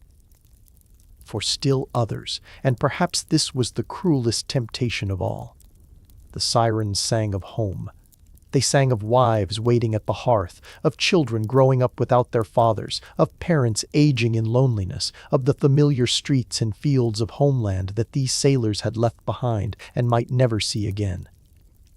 They sang with perfect knowledge of each man's personal history, weaving details into their song that only the individual sailor would recognize. The name of a beloved wife spoken with her exact inflection, the laugh of a child recreated with heartbreaking accuracy, the scent of bread baking in a childhood home somehow transmitted through pure sound. They sang of rest and peace and the end of wandering, of finally laying down burdens that had been carried too long, of coming home to a place where the listener was known and loved and could at last find refuge from the dangers and uncertainties of the world. The song worked on multiple levels simultaneously. On the surface, it was simply beautiful music. Melody and harmony arranged with such perfection that even the most unmusical sailor would recognize it as the most lovely sound he had ever heard. But beneath that surface beauty, the song carried meaning, both explicit and implicit. The sirens sang actual words, promises and descriptions and invitations that spoke directly to the desires of their listeners. And deeper still, beneath even the words, the music itself seemed to communicate on some pre-verbal, fundamental level, triggering emotions and longings that the listener might not even have been consciously aware of possessing. Most insidious of all, the song did not feel like an external attack or threat. It felt like a gift, like something precious being offered freely, like the answer to prayers the sailors had not even known they were praying. The sirens did not sound evil or malicious. They sounded welcoming, loving, genuinely eager to share the treasures they promised. Their voices held no threat, no warning, nothing to trigger the defensive instincts that might have caused a rational man to be wary. Instead, they sounded like the voices of friends or lovers or family members, like people who had only the listener's best interests at heart and wanted nothing more than to provide comfort and knowledge and joy. And so the sailors would turn their ships toward the sound, not with reluctance or fear, but with overwhelming desire, with a desperate need to reach the source of that music before it could end, before they could lose this opportunity that seemed more important than anything else in their lives. They would fight anyone who tried to stop them, would throw themselves into the sea and try to swim toward the island if prevented from steering the ship, would do absolutely anything necessary to close the distance between themselves and the sirens who sang from their rocky perch. What happened to the sailors who succeeded in reaching the island varied in the telling. Some sources suggested that the sirens would simply cease singing once their victims were firmly trapped on the rocks, leaving the men to realize with dawning horror that they had shipwrecked themselves in pursuit of a song that was now silent, that they were stranded on a barren island with no food or water and no means of escape, surrounded by the bones of all who had come before them. These sailors would die slowly of thirst and starvation, or would throw themselves into the sea in despair, or would simply sit on the rocks and wait for death to claim them, their minds broken by the realization of what they had done and what they had lost. Others whispered that the siren's song continued even after the sailors reached the island, but that the promises it made were never fulfilled. The knowledge remained always just out of reach, the glory never quite manifested, the vision of home faded like a dream upon waking. The sailors would remain on the island, listening endlessly to song that promised everything but delivered nothing, slowly wasting away while the sirens sang on, indifferent to the suffering of those who had fallen under their spell. In this version, the cruelty was not in the silence after the song, but in the continuation of a song whose promises could never be kept, a torture of eternal longing for things that would never be granted. Still other tales suggested something even darker, that the sirens fed on something in their victims that was more essential than flesh. Perhaps they consumed the life force itself, or the soul, or the creative spark that makes humans more than mere animals. The sailors who reached the island would add their voices to the siren's song, would become part of the lure that trapped others, would lose their individual identity and become merely another instrument in the orchestra of temptation. In this interpretation, the bones scattered on the island were not the siren's refuse, but their collection, trophies of each victim added to their terrible legacy, physical proof of the song's power over human will. The most famous encounter with the sirens, the one that became the template for all subsequent tales of resisting temptation, involved Odysseus, the cunning king of Ithaca, on his long journey home from the Trojan War. Odysseus had been warned about the sirens by the goddess Circe, who knew their ways and understood the danger they represented. She explained to him that the siren's song was irresistible, that no one who heard it with unprotected ears could fail to be drawn to it, that resistance was not a matter of willpower or moral strength, but simply impossible for ordinary mortals. But Circe also provided the means of survival. She advised Odysseus to have his crew plug their ears with beeswax, softened by kneading until it could be moulded to fit perfectly in the ear canal, blocking all sound from entering. If the crew could not hear the song, they could not be tempted by it, could continue rowing past the Sirens' island without being drawn to destruction. This was the safe path, the wise path, the path that any reasonable person would take when faced with a threat they knew they could not overcome. But Odysseus was not content with mere survival. He wanted knowledge. He wanted to hear what the sirens sang, to experience this legendary music that had destroyed so many before him, to understand what made their song so irresistible. Perhaps it was intellectual curiosity, the same drive that had made him devise the Trojan horse and outwit the Cyclops and survive countless other dangers through cleverness rather than strength. Perhaps it was arrogance, the belief that he was somehow special, somehow different from all the other sailors who had perished, that his will was strong enough to resist where others had failed.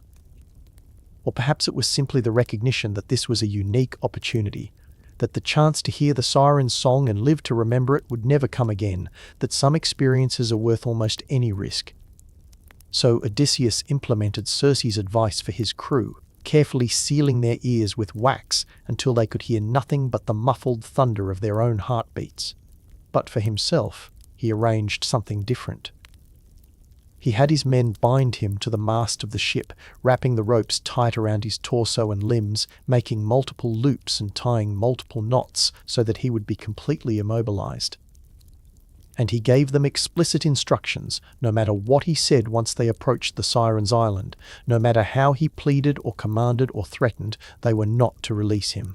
If he seemed to be breaking free, they were to add more ropes. If he ordered them to untie him, they were to ignore his commands. His current self, speaking in full possession of his faculties, was overriding any commands his future self might give while under the influence of the Sirens' song. It was a brilliant solution, perhaps the only solution that would allow someone to hear the sirens and survive. By removing his own agency, by making it physically impossible for him to act on the desires the song would create, Odysseus could experience the temptation without being able to succumb to it. He could hear the song, understand its power, learn its secrets, and yet be prevented by external force from pursuing it to his doom. As the ship approached the Sirens' island, Odysseus's crew rowed on in silence, hearing nothing but the splash of oars and the creak of wood, unaware of what was happening to their captain bound to the mast behind them. But Odysseus heard everything. The ancient poets tell us that the Sirens sang specifically to him, calling him by name, addressing him with full knowledge of his history and his nature. They sang of his glorious deeds at Troy, of his cleverness and courage and the renown he had already earned. They promised to tell him things that had happened in the war that he did not know, secrets and hidden truths that would make him wiser than any other man. They sang of his home in Ithaca, of his wife Penelope waiting for him, of his son Telemachus growing to manhood without his father's guidance. The song did not threaten or deceive, it simply offered, in the most beautiful voice imaginable, things that Odysseus desperately wanted: knowledge, understanding, news of home.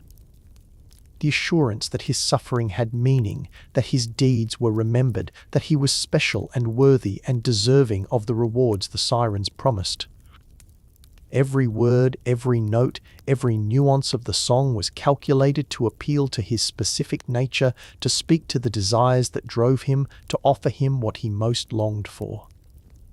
And Odysseus, despite knowing intellectually that it was a trap, despite having seen the bones scattered on the Sirens' shore, despite having bound himself to the mast specifically because he knew he could not resist, Odysseus wanted it with every fiber of his being. The ancient sources tell us that he begged his crew to release him, that he shouted orders and threats, that he strained against his bonds with such force that the ropes cut into his flesh and the mast itself groaned with the pressure. He was not pretending or exaggerating his desire. He genuinely, desperately, overwhelmingly wanted to go to that island, wanted to hear more of that song, wanted to claim the promises the Sirens offered. This is the true horror of the Sirens. Not that they force people to act against their will, but that they make people want, with complete sincerity and overwhelming intensity, things that will destroy them. The sailors who died on the Sirens' shore were not victims of mind control or magical compulsion in the crude sense. They were people who had been shown something beautiful and promised something desirable, who had made the choice entirely of their own volition to pursue it, and who discovered too late that the price was their lives. The song does not lie, not exactly. The knowledge the Sirens promise might well be real. They do seem to know things about their listeners that should be secret, do seem to offer genuine information and insight. The beauty of the song is certainly real. Odysseus, who heard it and survived, never denied that it was the most beautiful thing he had ever experienced. The promises of rest and home and understanding are real in the sense that they speak to genuine human needs and desires. The deception lies not in the content of the song but in what it omits, the fact that reaching the Sirens means death, that the promises can never be fulfilled because the listener will not survive long enough to claim them, that the beautiful song is the lure on a deadly hook. This made the Sirens fundamentally different from other monsters that plagued the ancient world. Typhon and the Hydra were forces of destruction, chaotic powers that needed to be fought with strength and courage. The Minotaur was a tragic prisoner, dangerous but pitiable. The Sphinx tested intelligence and punished ignorance. But the Sirens tested something else entirely. They tested commitment to purpose in the face of overwhelming temptation, the ability to prioritize long-term goals over immediate desire, the wisdom to recognize that not all beautiful things are good and not all tempting offers should be accepted. For what were the sailors who died on the Sirens' shore really guilty of? They wanted knowledge? Is that a crime? They wanted beauty? Is that wrong? They wanted to rest from their labors and return to homes they missed. Are these not entirely understandable and even praiseworthy desires? The tragedy of the Sirens is that they turned natural human longings into instruments of destruction. They weaponized homesickness and curiosity and the simple desire for something beautiful in a hard and ugly world.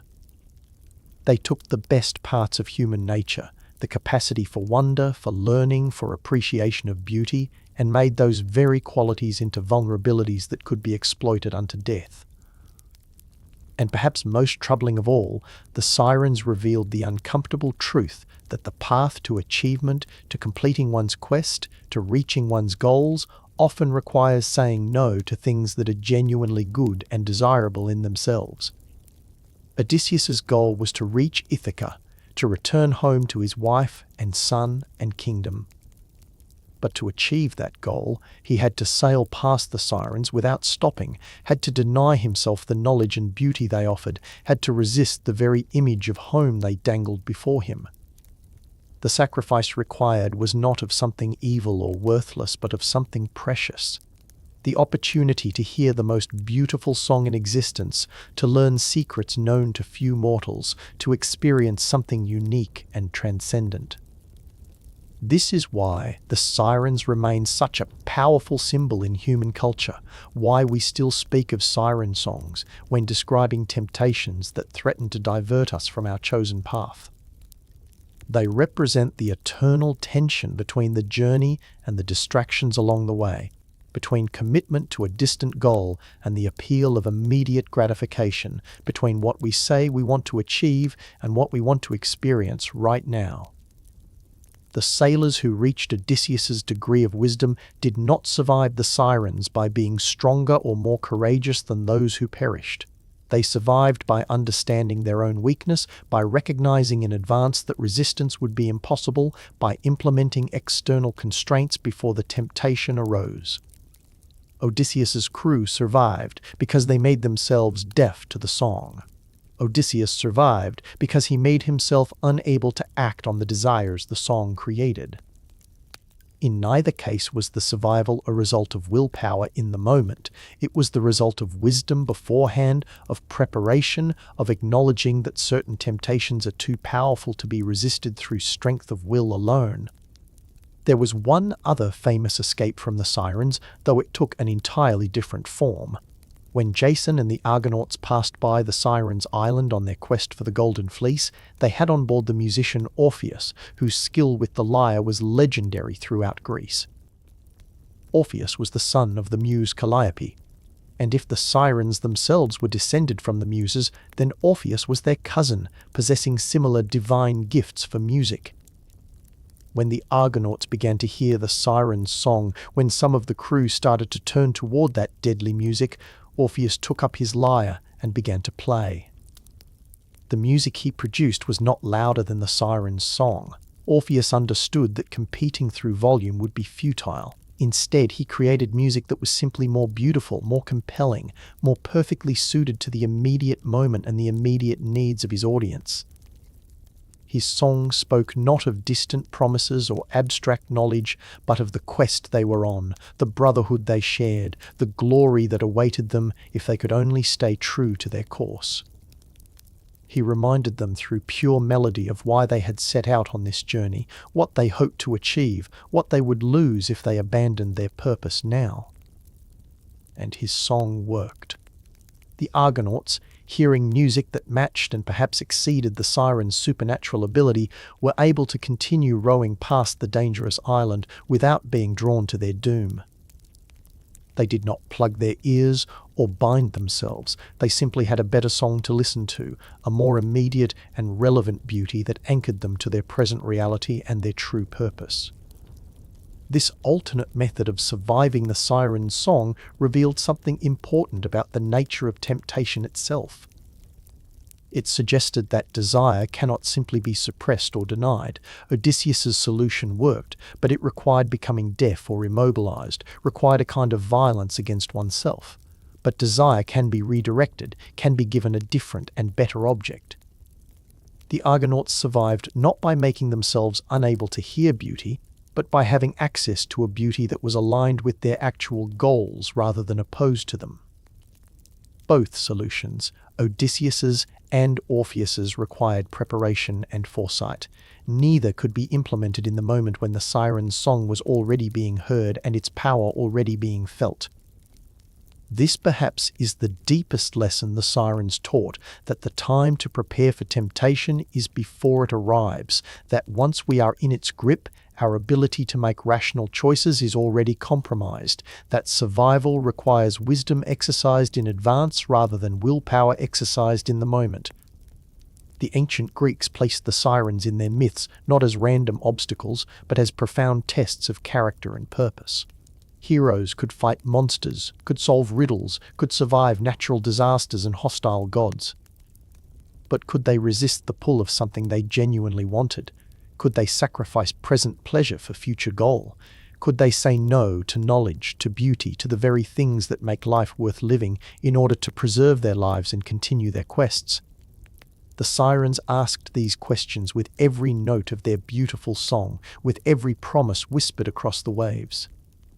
And the bones scattered on their island provided the answer that most people gave, that when faced with overwhelming temptation, when offered something beautiful enough and desirable enough, most will choose the immediate over the distant, the certain over the promised, the experience of the moment over the achievement of years.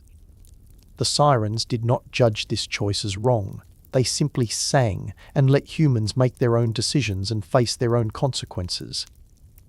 And they remain there still, in mythology's timeless present, perched on their rocky island, surrounded by bones bleached white by sun and salt, singing their beautiful song to every sailor who passes, offering knowledge and beauty and rest to any who will listen, promising everything and delivering death, the eternal test of whether humans can resist wanting what they want most in all the world. Beyond the island of the Sirens, where sailors who had survived their song might have breathed sighs of relief and believed the worst dangers past, there lay another stretch of water that filled even the most experienced navigators with dread. This was not a single threat that could be avoided through preparation or clever strategy, not a test that could be passed through courage or intelligence alone. This was something far more terrible in its simplicity, a choice where both options led to death, where safety did not exist, where the only question was not whether you would lose but how much you would lose when you did. Here, in a strait so narrow that a skilled archer could shoot an arrow from one shore to the other, there dwelt two monsters who had made this passage their domain. They had not chosen each other as partners, had not coordinated their attacks or planned their positioning. But the geography of this place, the narrow channel with its opposing cliffs rising sheer from troubled waters, had created a situation where their separate hungers worked in perfect, terrible synchrony. To avoid one was to approach the other. To escape one's grasp was to enter the other's reach. There was no third option, no clever route that avoided both dangers, no amount of skill or divine favor that could guarantee passage without loss. On one side of the strait, high up on the rocky cliff face, there gaped the entrance to a cave. The opening was perhaps halfway up the sheer rock wall, too high for any ship to reach, too low to be invisible from the water below. Inside this cave, in darkness that the sun never penetrated, there dwelt Scylla. Once, in ages past, she had been something different. The stories disagreed on whether she had been a beautiful nymph transformed by jealous Circe's magic, or a maiden cursed by vengeful Amphitrite, or perhaps something else entirely. But whatever she had been before, whatever beauty or innocence she might once have possessed, all of that was gone now, consumed by the monstrous form that had become her permanent reality. Scylla's body was a nightmare made flesh, a violation of natural form so profound that to look upon her was to feel reality itself twist and strain. Her torso was vaguely humanoid, or at least it occupied the space where a human torso might be, anchored somehow in the depths of that cave. But from this central mass extended 6 necks, each one impossibly long and serpentine, each one thick with muscle and covered in scales that gleamed with an oily iridescence even in the dim light. These necks could stretch, could extend down from the cave mouth to reach the water far below, could move with a speed that seemed impossible for something so large. At the end of each neck was a head, and here the true horror of Scylla's form became apparent. These were not human heads, despite whatever humanity might have once existed in her. Each head was massive, larger than a grown man's torso, with a mouth that could open impossibly wide. and inside each mouth, arranged in 3 rows like the jaws of the most terrible sharks that haunted the deepest waters, were teeth. Not the neat, uniform teeth of humans, but serrated, overlapping blades of bone designed for one purpose only: to tear flesh from bone, to rend and destroy, to transform living sailors into meat that could be swallowed down those long throats into whatever digestive system lurked in the cave's darkness. But even this was not the full extent of her monstrosity. Around Scylla's waist, if that word could even apply to her twisted form, there writhed a ring of dog heads. Not dogs attached to her body, but simply the heads themselves emerging from her flesh, as if she had somehow absorbed the upper portions of hounds and incorporated them into her own anatomy. These heads barked constantly, a mad cacophony of howls and snarls that echoed across the water and announced her presence long before ships came within range of her reaching necks. The sound was maddening, not the honest bark of living dogs, but something twisted and wrong. Animal sounds produced by throats that should not exist, that serve no purpose except to create an atmosphere of madness and despair. Some sources claim she had 12 feet as well, though these seemed to serve no function except to anchor her more firmly in the cave, to grip the rock with claws that scarred the stone. She was not a mobile creature. She could not leave her lair, could not pursue ships that managed to pass beyond her reach. But within her domain, within the stretch of water that her long necks could reach when fully extended, she was absolute death. Nothing that entered her range survived intact. Nothing escaped without paying her toll in blood and screams. Across the narrow strait, perhaps an arrow's shot away, so close that sailors in the center of the channel could see both dangers simultaneously, could watch death approaching from 2 directions at once, there lurked something equally terrible but fundamentally different in nature. If Scylla was active malice made flesh, a predator that hunted and killed with conscious intent, then Charybdis was something more impersonal and in some ways more frightening, the personification of natural force elevated to supernatural intensity, hunger without consciousness, destruction without intention or mercy. Charybdis had once been a goddess, or so the oldest stories claimed, a daughter of Poseidon and Gaia, embodying the meeting place of sea and earth. She might have been beautiful once, might have had personality and preferences and the capacity for choice. But Zeus himself had cursed her, had transformed her from whatever she was into what she had become, a living whirlpool, a mouth in the ocean itself that drank and vomited the seas with mindless, eternal regularity. Some descriptions placed her beneath the water entirely, an invisible force that manifested only through its effects on the sea above. Others claimed she dwelt beneath a great fig tree that grew from the rocks on the opposite shore from Scylla's cave, and that she would emerge 3 times each day to perform her terrible cycle. But whatever her exact nature or location, the effect was unmistakable and unavoidable. 3 times daily at intervals that some claimed were regular and predictable, while others insisted changed according to unknown patterns, Charybdis would begin her feeding. The water itself would begin to move. At first it was barely noticeable, a slight current, a gentle pull toward a specific point in the channel. But within moments, the pull would strengthen, would become a circular motion, would transform the previously navigable waters into a spiral of increasing speed and power. The whirlpool would grow, spreading outward from its center, pulling everything nearby into its rotation. Ships caught in its outer edges would feel their bows swing around despite the best efforts of their crews, would find their oars useless against the current's power, would begin the inevitable spiral inward toward the vortex at the whirlpool's heart. And at that heart, the water disappeared. It simply vanished downward, pouring into whatever mouth or throat or dimensional aperture Charybdis represented, draining into depths that no one could fathom or escape from.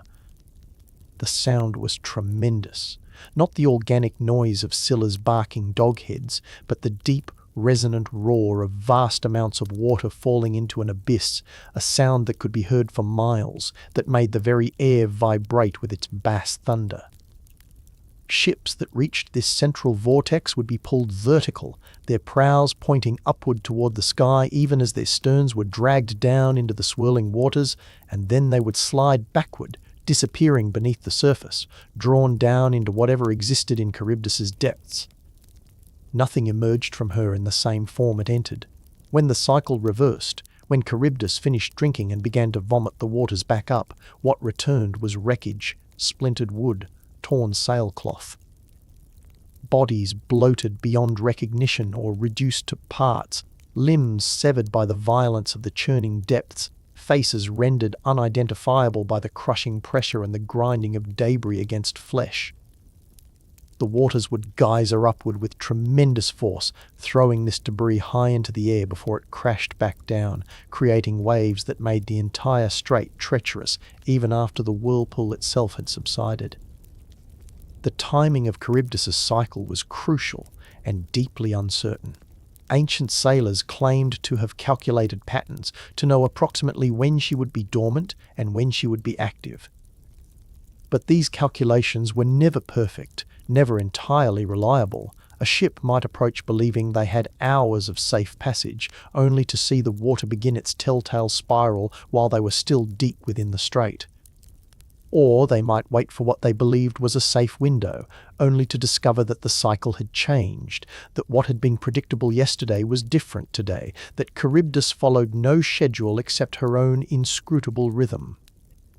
This was the true nightmare of the strait, not just that it contained two deadly dangers, but that these dangers offered fundamentally different types of death and required fundamentally different responses.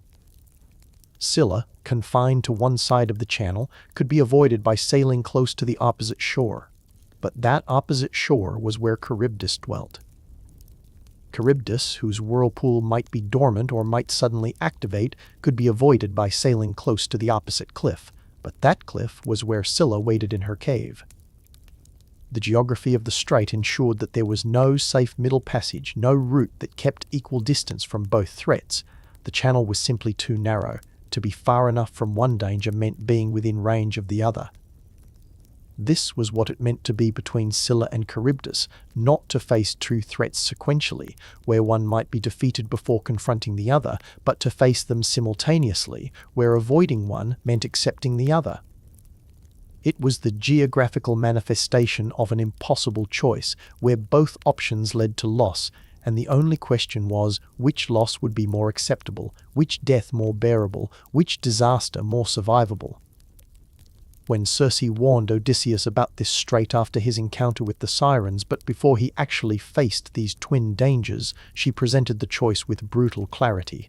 Charybdis, she explained, was absolute. If a ship was caught in her whirlpool at the wrong time, everyone would die. The entire crew, the entire vessel, everything would be pulled down into her depths and scattered as fragments when she vomited the waters back up. There was no skill or courage that could save anyone once Charybdis had them in her grip. She was not a creature that could be fought or reasoned with or survived through heroic effort. She was simply death, total and impartial and complete. Scylla, on the other hand, was targeted. Her 6 heads could only reach so far, could only strike so fast. Yes, sailors would die. This was certain, inevitable, not a possibility but a guarantee. But she would take 6 men, perhaps, or maybe more if they were unlucky, but not everyone. The ship would survive. Most of the crew would live. To choose Scylla's side of the strait was to choose specific, limited loss rather than total annihilation. It was to sacrifice some so that others might survive. It was to make a calculation about acceptable casualties, about which deaths could be endured and which could not. The mathematics were brutal but undeniable. Lose 6 men or lose everyone. Lose 6 men or lose the ship itself and any chance of continuing the journey. Lose 6 men or fail entirely in whatever quest or purpose had brought them into these waters in the first place. When stated so baldly, the choice seemed almost easy. Obviously, one should choose the option that killed fewer people, that preserved the ship, that allowed the journey to continue. Obviously, sailing close to Scylla's side was the rational decision. But try telling that to the crew. Try explaining to the sailors who would be rowing or working on the side of the ship closest to Scylla's cave that they had been selected, not by name perhaps, but by position and chance and the simple geometry of the strait, to be the acceptable losses.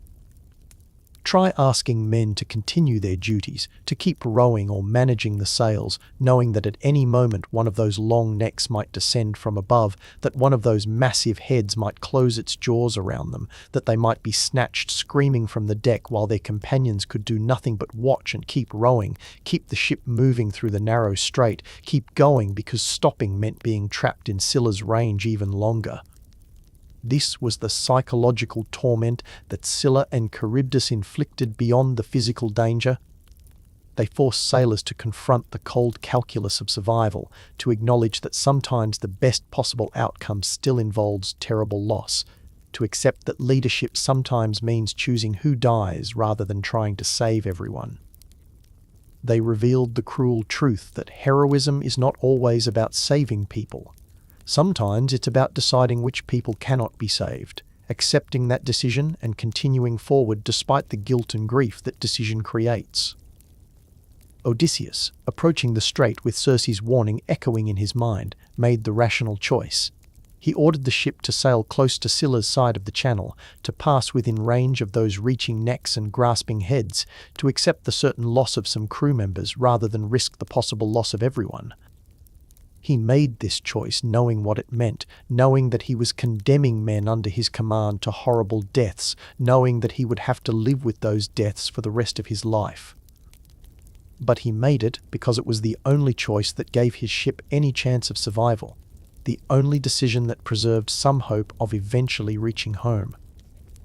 And so they sailed close to the cliff, watching the cave mouth high above them, seeing the writhing shapes of Scylla's necks as she noticed their approach. The barking of the dogheads grew louder, more frenzied, excited by the prospect of feeding. The sailors tried to watch everywhere at once, the waters ahead for signs of rocks or currents, the cave above for signs of descending necks, the opposite shore where Charybdis might suddenly activate and doom them all despite their careful positioning. The air was thick with tension and fear, with the knowledge that death was not just possible but certain, that before they cleared this strait, some of their number would be gone. Odysseus himself stood ready with weapons, knowing even as he gripped his sword that it was futile, that there was no way to fight Scylla effectively, that men had tried and failed countless times before. But the instinct to fight, to defend, to do something rather than simply accept the inevitable, that instinct was too strong to resist. So he stood there, armed and ready, creating an illusion of control in a situation where control was impossible, where the outcome was already determined by geography and the nature of the monsters themselves. And then Scylla struck. Her necks descended with terrible speed, her heads darting down like striking serpents, and in the space of heartbeats, 6 sailors were gone. Snatched from the deck, their screams cut short as teeth pierced flesh, lifted into the air still struggling as Scylla retreated back to her cave to consume her prey. The ancient poets describe the sailors reaching out toward their companions as they were carried away, extending their arms in desperate plea or final farewell, their fingers grasping at air as if they might somehow find purchase and pull themselves free. But there was no escape. Scylla had them, and those left on the ship could only watch as 6 men they had sailed with, eaten with, shared watches with, disappeared into the darkness of that cave, their fates sealed, their futures ended. The ship kept moving, because that was what survival required. The oars kept pulling, the sails kept catching wind. They did not stop, did not turn back, did not attempt any futile rescue. They simply continued through the strait, each moment expecting another attack, expecting Scylla's heads to descend again, or Charybdis's whirlpool to suddenly activate behind them and pull them all to doom anyway. But the attack did not repeat. Perhaps Scylla was satisfied with her catch. Perhaps she had only enough reach for one strike before ships passed beyond her range. And Charybdis remained dormant either by luck or because Circe's warnings about timing had been accurate enough. The ship emerged on the far side of the strait intact, diminished by 6 lives, carrying survivors who would never forget the screams of their companions or the sight of them being carried away. Later, after many more adventures, Odysseus would return to this strait. His ship destroyed, his entire crew dead from other disasters, he would cling to wreckage and find himself drifting back into this cursed channel. And this time, Charybdis would be active. The whirlpool would catch his makeshift raft, would pull it down into her depths, would consume the wood that represented his last hope of flotation. Odysseus himself would grab the fig tree that grew above Charybdis's position, would cling to its branches while the wreckage disappeared below him, would hang there for hours. The ancient sources say the entire day, waiting for Charybdis to complete her cycle and vomit the waters back up. When she finally did, when the geyser of water erupted upward carrying fragments of his raft, Odysseus let go of the tree and fell into the churning waters, grabbed the largest piece of wood he could find, and paddled desperately away before Charybdis could activate again. This time he survived both monsters, not through heroism or skill, but through luck and timing and the simple refusal to let go even when every muscle screamed with exhaustion and every rational thought said to simply release and fall and let it end. This was the legacy of Scylla and Charybdis, the demonstration that some dangers cannot be defeated, only endured. That some choices offer no good options, only options less terrible than the alternatives.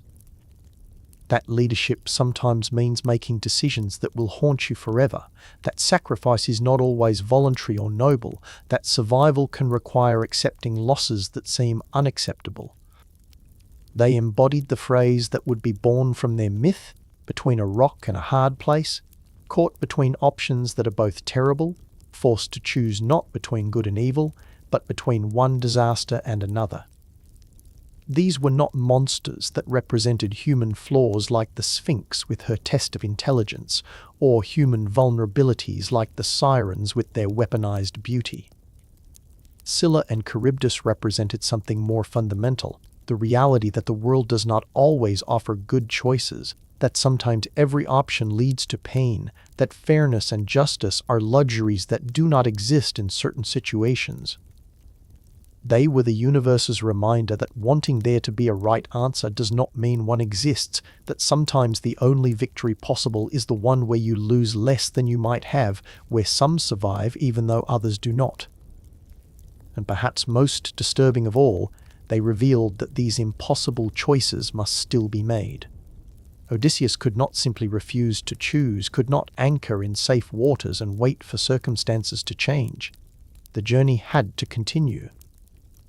The strait had to be crossed, and that meant choosing one death over another, accepting loss as the price of progress, living with the consequences of calculations that felt inhuman even as they were necessary for survival.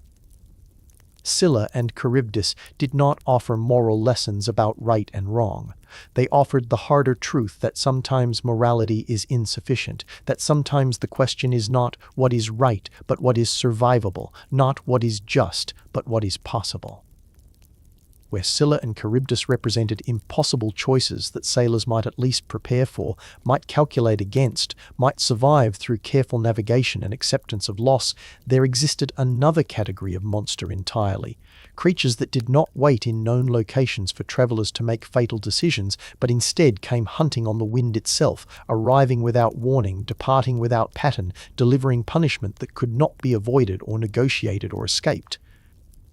These were the Harpies, and they embodied something that terrified the ancient Greeks perhaps more than any death by tooth or claw, the concept of inescapable, relentless suffering, of punishment that continued day after day without end, of torment that wore away not just the body but the spirit itself, reducing proud individuals to shadows haunted by hunger and humiliation, and the constant maddening knowledge that today would be exactly like yesterday, and tomorrow would bring no relief. The Harpies were ancient even by the standards of gods and monsters. They were daughters of Thaumas, whose name meant wonder or marvel, and the Oceanid nymph Electra, born from the union of sea and sky, embodying the meeting point where water rises to become cloud and wind. This parentage placed them among the primordial forces, creatures that existed before many of the better-known gods had been born, before civilization had imposed its ordered categories on the wild chaos of nature. They were, in their essence, wind made conscious, storm given purpose. The sudden gusts that could snatch things away transformed into beings that could choose what they took and whom they tormented. Their very name revealed their nature and their function. Harpii in the ancient Greek tongue came from the word harpazein, to snatch, to seize, to carry off suddenly and violently. They were the snatchers, and this was not metaphor but literal description of what they did and what they were. When something disappeared suddenly and mysteriously, when a person vanished without trace, when objects were found scattered as if by violent wind, these were attributed to the Harpies, who had descended from the sky to take what they wanted and carry it away to destinations unknown. The earliest descriptions of the Harpies spoke of them with a kind of terrible beauty. The poet Hesiod, who catalogued the generations of gods and the births of monsters, described them as lovely creatures with fair hair and wings that moved faster than the strongest winds or the swiftest birds. In this earliest conception, they were not hideous, but rather possessed of a wild, inhuman beauty, the kind of beauty that storms have when seen from safety, when lightning illuminates clouds in ways that take the breath away even as the rational mind knows the danger such displays represent. They were creatures of the upper air, dwelling in the same realm as eagles and clouds, able to see the earth spread below them like a map and to descend when and where they chose. But as the centuries passed and more stories accumulated around them, the Harpies' appearance in the popular imagination changed, transformed by the growing catalogue of their deeds and the increasing association with punishment and torment. Later poets and storytellers described them differently. Still winged women, but now with faces haggard from eternal hunger, with claws instead of hands or fingers that ended in talons, with expressions of such malice and cruelty that to meet their eyes was to see hunger, not for food, but for suffering itself. Their wings beat with sounds like whip cracks, their voices were harsh and grating, and wherever they went they brought with them a stench so foul that it lingered long after they had departed, the smell of corruption and filth, of things spoiled and ruined beyond redemption. The gods themselves recognized the Harpies' unique nature and employed them accordingly. Zeus, king of the gods, called them his hounds, hunting beasts that could be directed at specific targets, that would pursue with tireless determination, that would not cease until they had delivered whatever punishment the god ordained. But unlike actual hounds, the Harpies could not be called off through kindness or distracted by offered treats. They were relentless in a way that transcended even the most determined predator, because they were not hunting for sustenance or survival, but carrying out divine mandate. They had no mercy, because mercy was not part of their nature, no capacity for pity, because pity had never been built into their essential being. The most famous demonstration of the Harpies' particular form of torment involved King Phineus of Thrace, and his story became the definitive example of what it meant to fall under their power. Phineus had been blessed by Zeus with the gift of prophecy. He could see the future as clearly as others saw the present, could perceive the gods' plans and the fates of men and nations. It was a tremendous gift, the kind of ability that should have made him the wisest and most sought-after advisor in the ancient world. But Phineus made a crucial error. He revealed too much. He shared secrets the gods wished kept hidden, gave mortals knowledge they were not meant to possess, used his gift not with discretion and reverence, but with a loose tongue and perhaps a touch of pride in his own abilities. The gods do not forgive such transgressions lightly. Zeus decided that Phineus needed to be punished, not killed outright, for death would be too merciful, too quick, too final. No, Phineus would be made an example, a living demonstration of what happened to those who betrayed divine confidence. First, Zeus struck him blind, taking away his physical sight, even as he retained his prophetic visions, creating the cruel irony of a man who could see the future but not the world immediately around him. Then, Zeus exiled him to a remote island where he would have no companionship, no comfort, no relief from his solitude. But even this was not the worst of his punishment. Zeus sent the Harpies. They arrived without warning on that first day, descending from the clear sky like falling angels, their wings cutting the air with sounds that made Phineus's remaining servants scatter in terror. The blind king, unable to see them but hearing their approach, might have thought them merely large birds at first, until they began to speak, for the Harpies possessed human voices and used them to mock and threaten and promise endless torment to come. Before Phineus that day, his servants had laid out a feast, the finest foods they could prepare, hoping perhaps to provide their cursed king with at least the comfort of a good meal in his exile and blindness. There was roasted meat still steaming, fresh bread with crusts that crackled, fruits that gleamed with juice, wine that had been carefully transported to this remote location. The table was laden with enough food to satisfy hunger for days. Phineus, blind though he was, could smell it all, could hear his servants describing what they had prepared, could reach out to take comfort in at least this simple pleasure. But as his hand extended toward the food, as his fingers came within inches of grasping bread or meat or fruit, the Harpies struck. They descended upon the table with shrieks that pierced the air, their claws raking across the surface, their talons snatching food with movements too fast for even sighted people to follow. In seconds, mere heartbeats, the feast was destroyed. What the Harpies did not carry away in their claws, they befouled. They perched on the table and released their bowels, coating the remaining food with excrement so foul-smelling and repulsive that no one could bear to approach it, let alone eat it.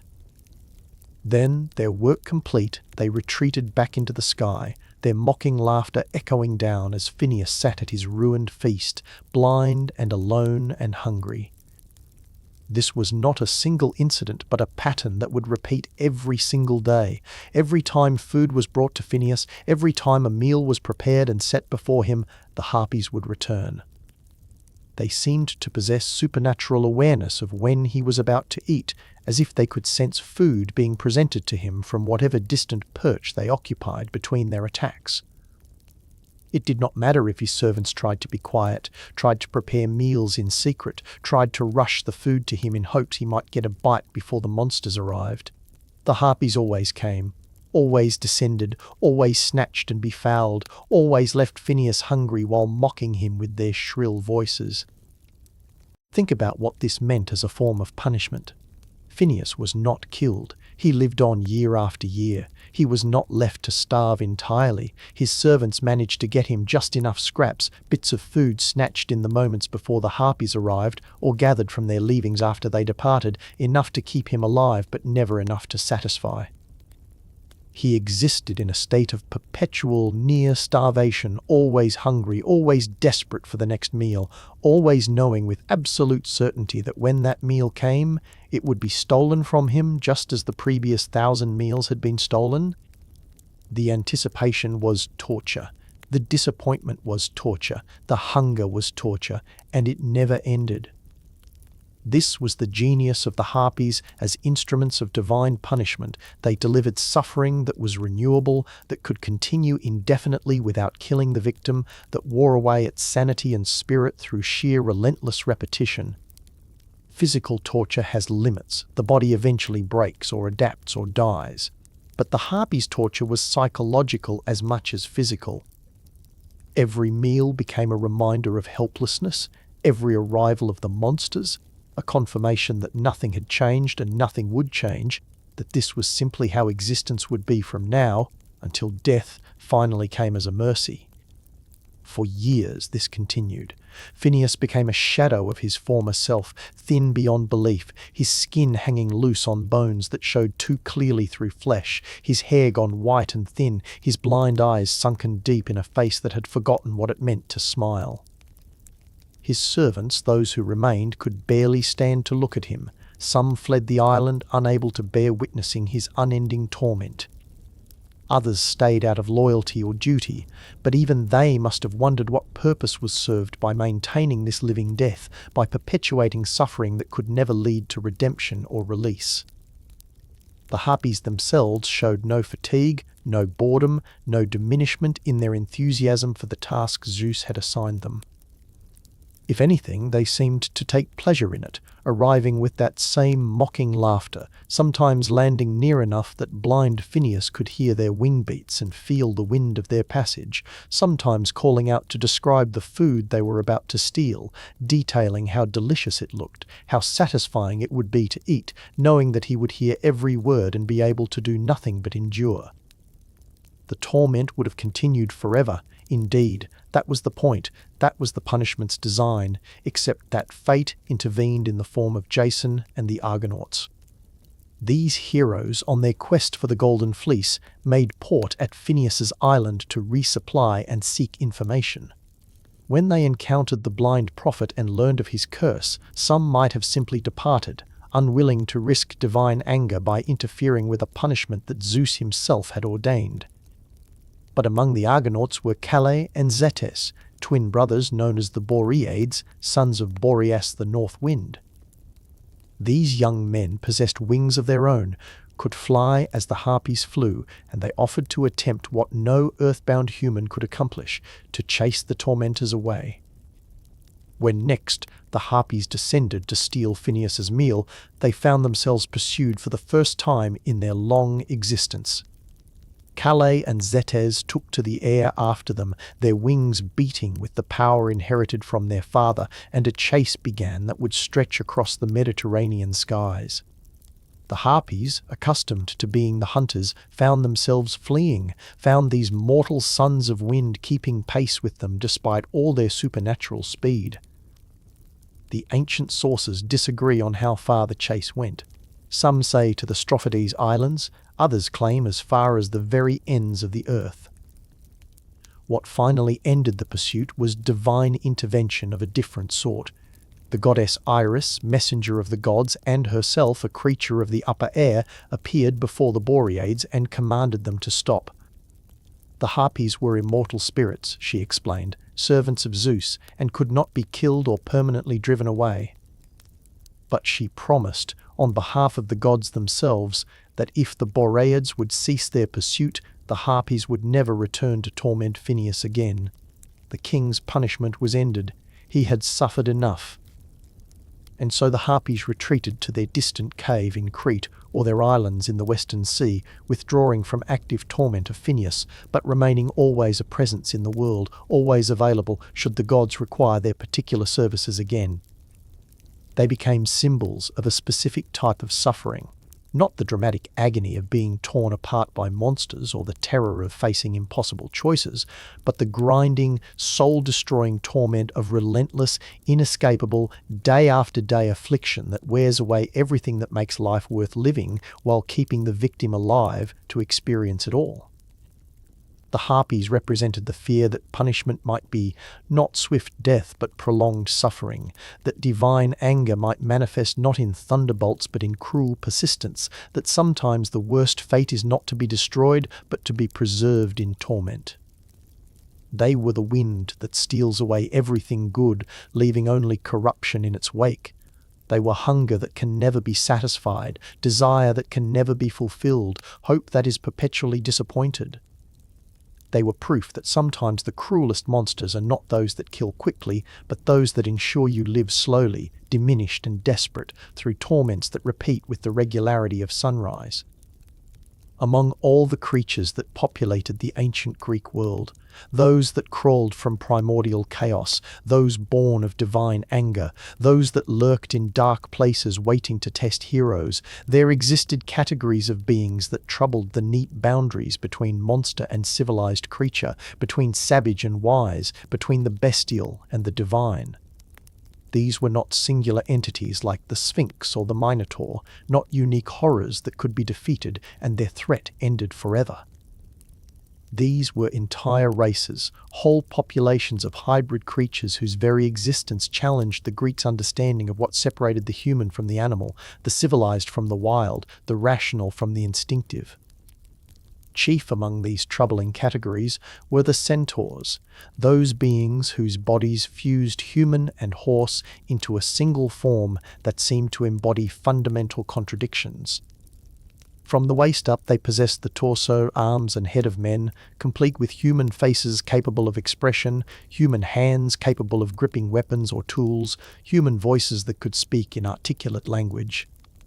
But from the waist down, where human legs should have begun, there instead emerged the powerful body of a horse. 4 legs ending in hooves, a barrel chest built for speed and stamina, the musculature of creatures designed for running across open plains and kicking with force sufficient to shatter bones. This hybrid form was not merely unusual in appearance, it represented a profound philosophical problem. Were the centaurs men who happened to have horse bodies, or horses that happened to have human torsos? Did their human upper halves indicate human rationality and capacity for civilization, or did their animal lower halves condemn them to bestial impulses they could never fully control?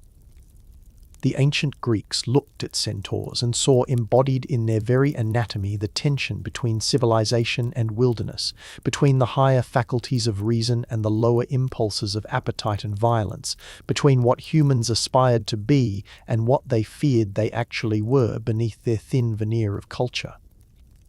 The origin of the centaurs was itself a tale of transgression and punishment, of divine anger manifesting in offspring that would forever bear the mark of their father's crime. The story begins with Ixion, a king of the Lapiths who had murdered his father-in-law and found himself shunned by all humanity, for kinslaying was among the most terrible of crimes. In his isolation and desperation, Ixion was finally granted purification by Zeus himself, who took pity on this outcast king and invited him to Olympus to dine among the gods, a tremendous honor, a chance at redemption that few mortals could even imagine. But Ixion, rather than feeling gratitude and behaving with appropriate reverence, felt something else entirely when he looked upon Hera, Zeus's wife and queen of heaven. He desired her. The audacity of this desire cannot be overstated. Ixion was not merely lusting after a married woman, but after the wife of the god who had just shown him unprecedented mercy, after the queen of all the gods, after a divine being so far above him that the very thought of union with her should have been unthinkable. But think it he did, and more than think, he planned, he schemed, he waited for opportunities to approach her. Zeus, all-seeing, noticed Ixion's lustful glances and inappropriate advances.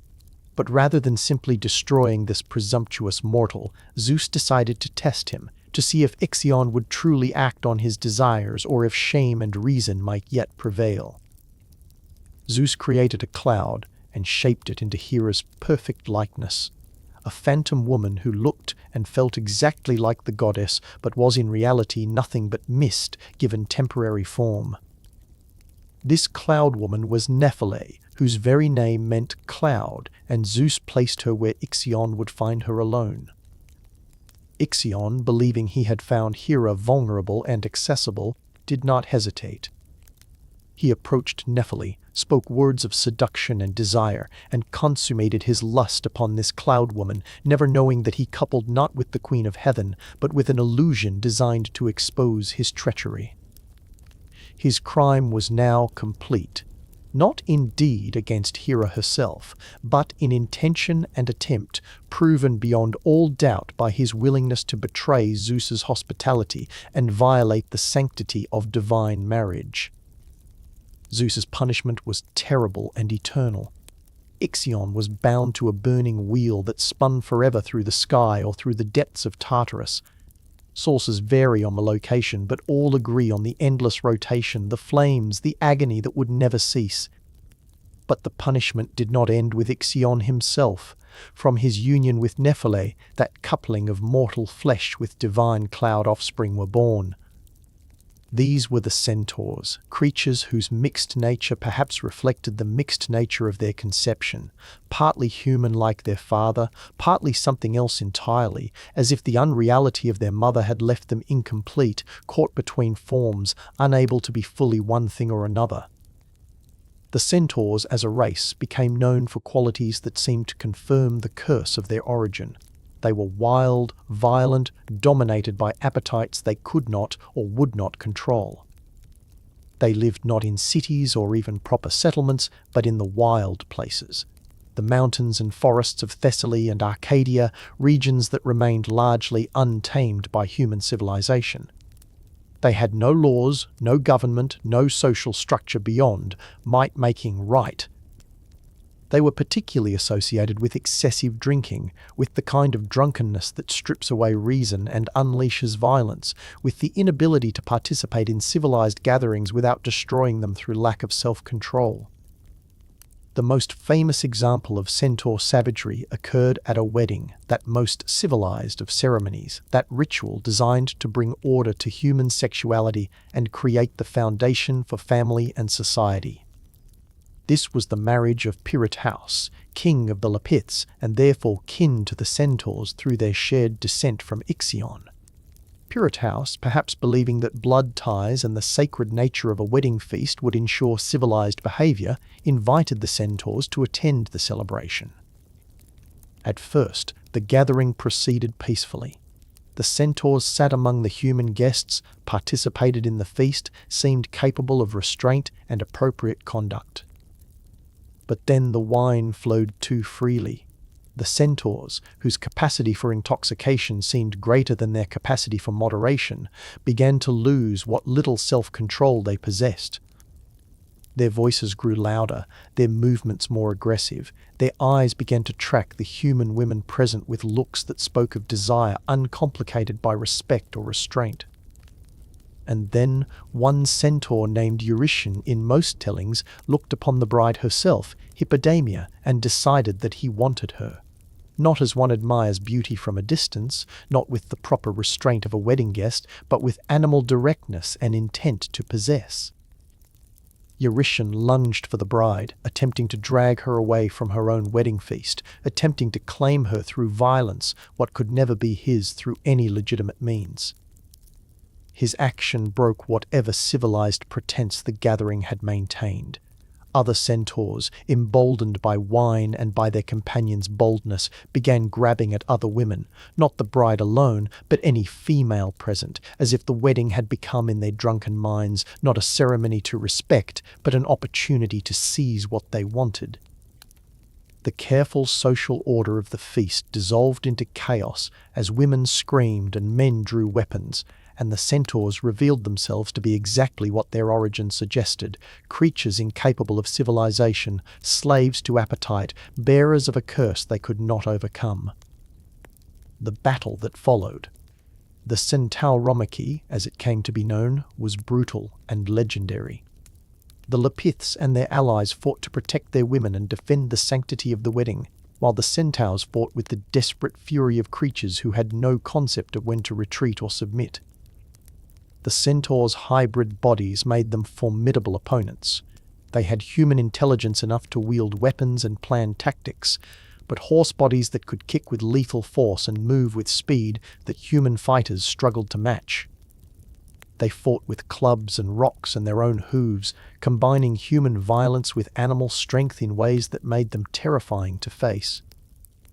But despite their advantages of form, the centaurs were ultimately defeated. They were outnumbered, were fighting in close quarters where their size became a disadvantage, and perhaps most importantly, were too drunk and too wild to coordinate effectively. The greatest heroes of the day participated in their defeat. Theseus himself was said to have been present at the wedding, fighting alongside Pirithous against the centaur assault. When the battle finally ended, the surviving centaurs fled into the wilderness, driven from human lands, confirmed in their status as creatures incompatible with civilized society, forever after remembered as the race that had violated a wedding feast and proven themselves incapable of restraint even at the most sacred of ceremonies. Yet even as this tale of centaur savagery became fixed in Greek memory, there existed a profound exception. One centaur who contradicted everything his race was supposed to represent, whose very existence proved that the curse of form did not necessarily determine the content of character. This was Chiron, and he was unlike any other centaur who had ever lived or would ever live after him. Chiron's origin was different from his brutish cousins, and that difference seemed to matter. While most centaurs descended from Ixion's violation of the cloud woman Nephele, Chiron was born from a different union entirely. His father was Cronus himself, the Titan who had ruled before Zeus, the ancient power who had been overthrown and cast into Tartarus, but whose divine blood carried potency beyond measure. To escape the notice of his jealous wife Rhea, Cronus had transformed himself into a horse before coupling with the nymph Philyra. When their child was born bearing the mixed form of man and horse, Philyra was so horrified by his appearance that she begged the gods to transform her into anything else, and they obliged, turning her into a linden tree so she would never have to look upon her strange offspring again. But Chiron, despite his mother's rejection and his hybrid form, was not cursed to savagery. Perhaps his father's divine blood was too strong to allow it. Perhaps the circumstances of his conception transformation, rather than cloud coupling, divine plan rather than drunken lust, created something fundamentally different. Or perhaps Chiron simply chose differently, exercised will and intelligence to become something other than what his form suggested he must be. Whatever the reason, Chiron grew to become the opposite of everything other centaurs represented. Where other centaurs were wild, Chiron was civilized. Where they were violent and unpredictable, he was gentle and deliberate. Where they lived in caves and forest clearings with no thought for learning or culture, Chiron established himself in a cave on Mount Pelion that became something extraordinary, a school, a place of learning, a refuge where the greatest heroes of Greece would be sent to receive education that could be found nowhere else.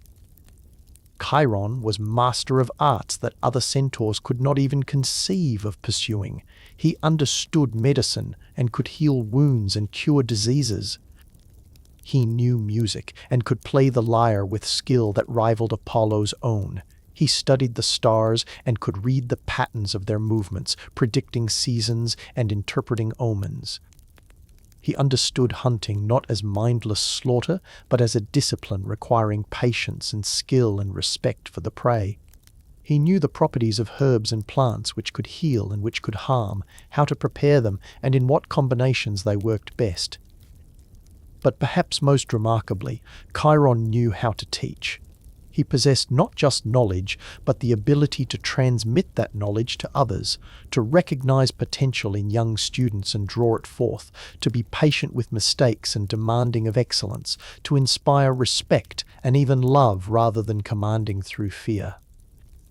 The list of heroes who studied under Chiron reads like a catalogue of Greek legend's greatest names. Achilles, who would become the greatest warrior of the Trojan War, spent his childhood on Mount Pelion learning from Chiron not just combat skills but poetry and medicine and how to behave with honor even in the midst of war's chaos. Jason, who would lead the Argonauts in their quest for the Golden Fleece, learned navigation and leadership and the importance of treating companions with respect. Asclepius, who would become the greatest healer in all of Greek mythology, so skilled that he could raise the dead and ultimately had to be struck down by Zeus for disrupting the natural order, learned his medical knowledge from Chiron's patient instruction. The cave on Mount Pelion became legendary not as a monster's lair, but as a place of transformation, where boys were sent and heroes returned, where the rough material of youth was shaped through wisdom and training into something remarkable. Parents who could manage it, whether through wealth or divine favor or heroic reputation, sought to have their sons trained by Chiron, knowing that what he offered was precious beyond measure. He did not just teach skills, he taught virtue, taught how to be fully human even while acknowledging the animal nature that humans shared with lesser creatures, taught that the mark of true heroism was not just strength or courage, but wisdom and restraint and understanding of when not to fight as much as when to fight. The tragic irony of Chiron's life is that his greatest student was involved in the accident that would cause him unbearable suffering. Heracles, Hercules in the Latin was pursuing the Erymanthian boar as one of his famous labours when he encountered other centaurs.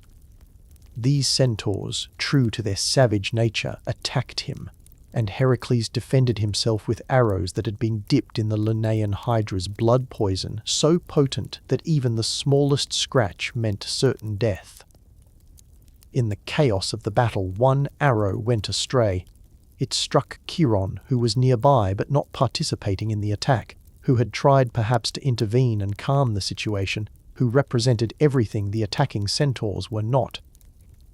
The wound was devastating not because of its size or placement, but because of what it carried. The Hydra's poison seeped into Chiron's divine flesh and brought agony beyond description. For an ordinary being, death would have followed quickly, painful certainly, but at least mercifully brief. But Chiron was immortal, son of a Titan, incapable of dying no matter how much he might wish for death's release.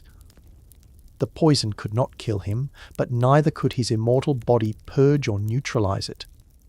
He was trapped in a state of eternal suffering, feeling constantly the burning agony of venom designed to kill spreading through flesh that could not die, experiencing every moment the worst pain that poison could inflict without ever getting the mercy of death as an escape. Chiron withdrew to his cave, this place that had been full of young voices and learning, and suffered. Day after day, year after year, the wise teacher who had shaped heroes endured pain that would have broken any mortal instantly. He could not teach in this state. How could he focus on instruction when every moment brought fresh waves of agony? His students, when they heard, were devastated. These heroes who had learned courage and endurance from Chiron found themselves unable to help him, unable to cure him, unable to even ease his suffering. All their skills and strength meant nothing before immortal pain. Finally, Chiron made a choice that revealed the full depth of his nobility. Prometheus, the Titan who had given fire to humanity, was suffering his own immortal torment, chained to a rock where an eagle came daily to devour his liver, which regenerated each night so the torture could continue forever. Zeus had decreed that Prometheus could only be freed if an immortal willingly took his place, willingly surrendered their immortality and accepted death. No one had been willing to make that sacrifice. Until Chiron, desperate for an end to his own agony, offered himself. He would surrender his immortality so that Prometheus could be freed, and in doing so, he would gain the death he now craved more than anything else. Zeus accepted the bargain. Chiron's immortality was transferred to Prometheus, and the wise centaur was finally granted death's mercy. But Zeus, recognizing what a loss Chiron's death represented, how unique he had been, how his wisdom and kindness had elevated not just the centaurs but all who knew him, placed him in the night sky as a constellation. There Chiron remains, forever visible to those who know where to look, a reminder that form does not determine character, that even among races defined by savagery there can emerge individuals of surpassing nobility, that the higher human faculties of reason and compassion can triumph over baser instincts if one chooses to let them. But the centaur race also produced another famous individual who represented the opposite of everything Chiron embodied. This was Nessus, and his story would demonstrate that individual centaurs could be even more dangerous than the savage but straightforward violence of their kind's general nature. Nessus was clever, was calculating, was capable of planning revenge that would extend far beyond his own death qualities that made him not less monstrous than his brutish kin, but more so.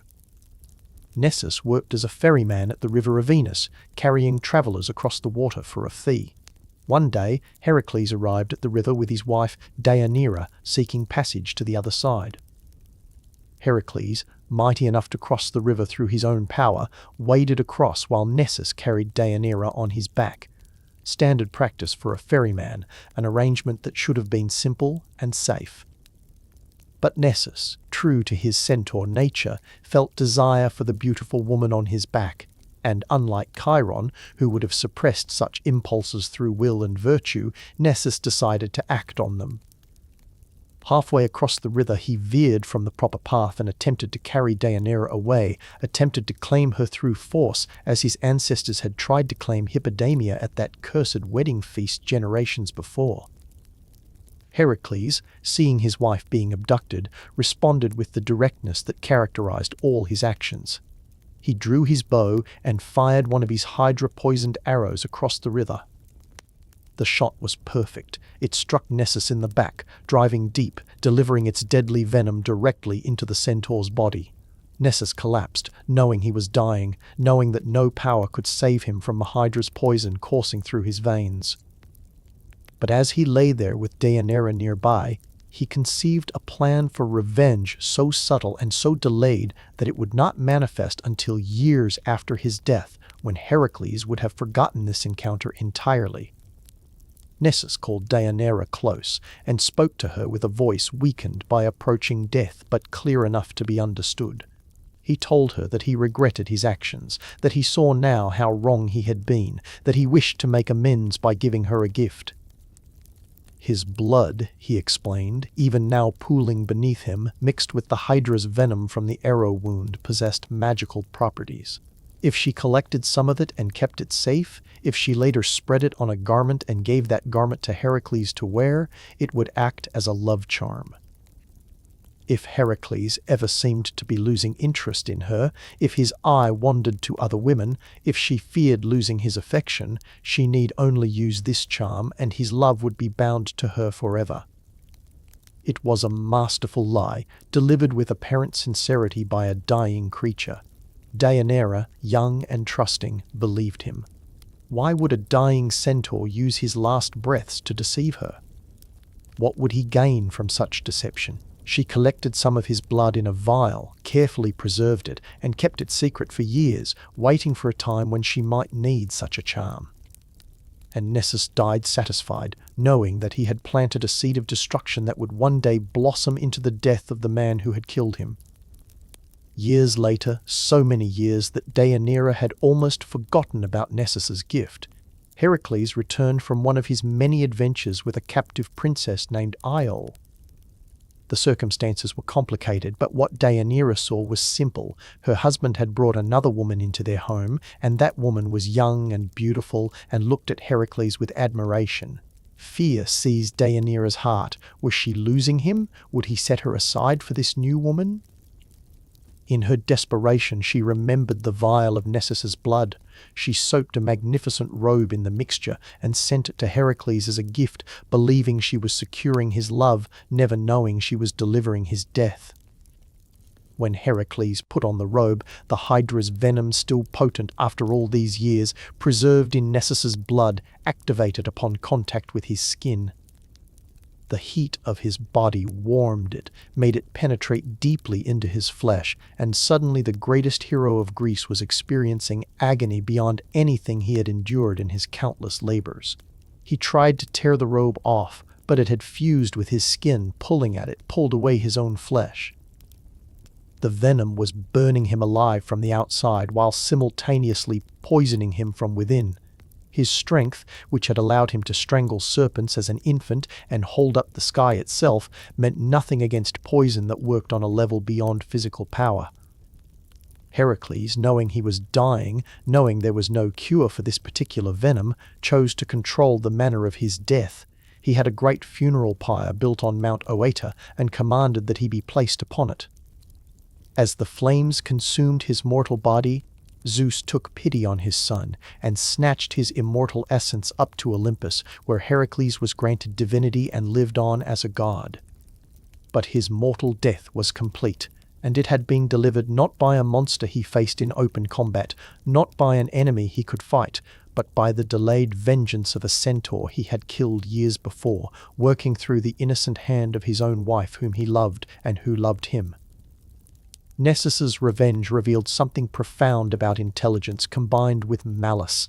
The savage centaurs who attacked Pirithous' wedding were dangerous but straightforward. They wanted something and tried to take it, and when stopped, they fled. But Nessus, possessing the cunning to plan and the patience to strike through deception and delay, proved far more dangerous than any number of straightforward savages. He demonstrated that centaurs were not merely beasts with human torsos, but creatures capable of human calculation, human malice, human capacity for long-term planning in service of revenge. They were dangerous not just because of their hybrid strength, but because they combined animal passion with human intelligence in proportions that rarely produced anything good. And yet, always, the example of Chiron stood as a counter-argument, a proof that the curse of form could be overcome, that nobility could emerge even from the most unpromising origins. The centaurs, as a race, embodied the fundamental Greek anxiety about the relationship between civilization and wildness, about whether humans were rational beings, occasionally troubled by animal impulses, or animals with a thin overlay of reason that could be stripped away by wine or passion or the wrong circumstances. In Chiron, the Greeks saw what they hoped they could be: disciplined, wise, capable of education and virtue despite physical form or origin. In Nessus and his savage kin, they saw what they feared they actually were: creatures of appetite and revenge dressed in the trappings of civilization, but fundamentally unable to transcend their baser nature. Far from the mountains where centaurs ran and the cave where Chiron taught, there existed another race of beings whose relationship to the gods and to humanity was equally complicated. These were the Cyclopes, and their story revealed that even members of the same race could diverge so dramatically in nature and purpose that they seemed to belong to entirely different species. The elder Cyclopes, Brontes, Steropes, and Argus, were among the most ancient beings in all of creation, sons of Gaia and Uranus, born in the first generation of children that emerged from Earth and Sky's primal union.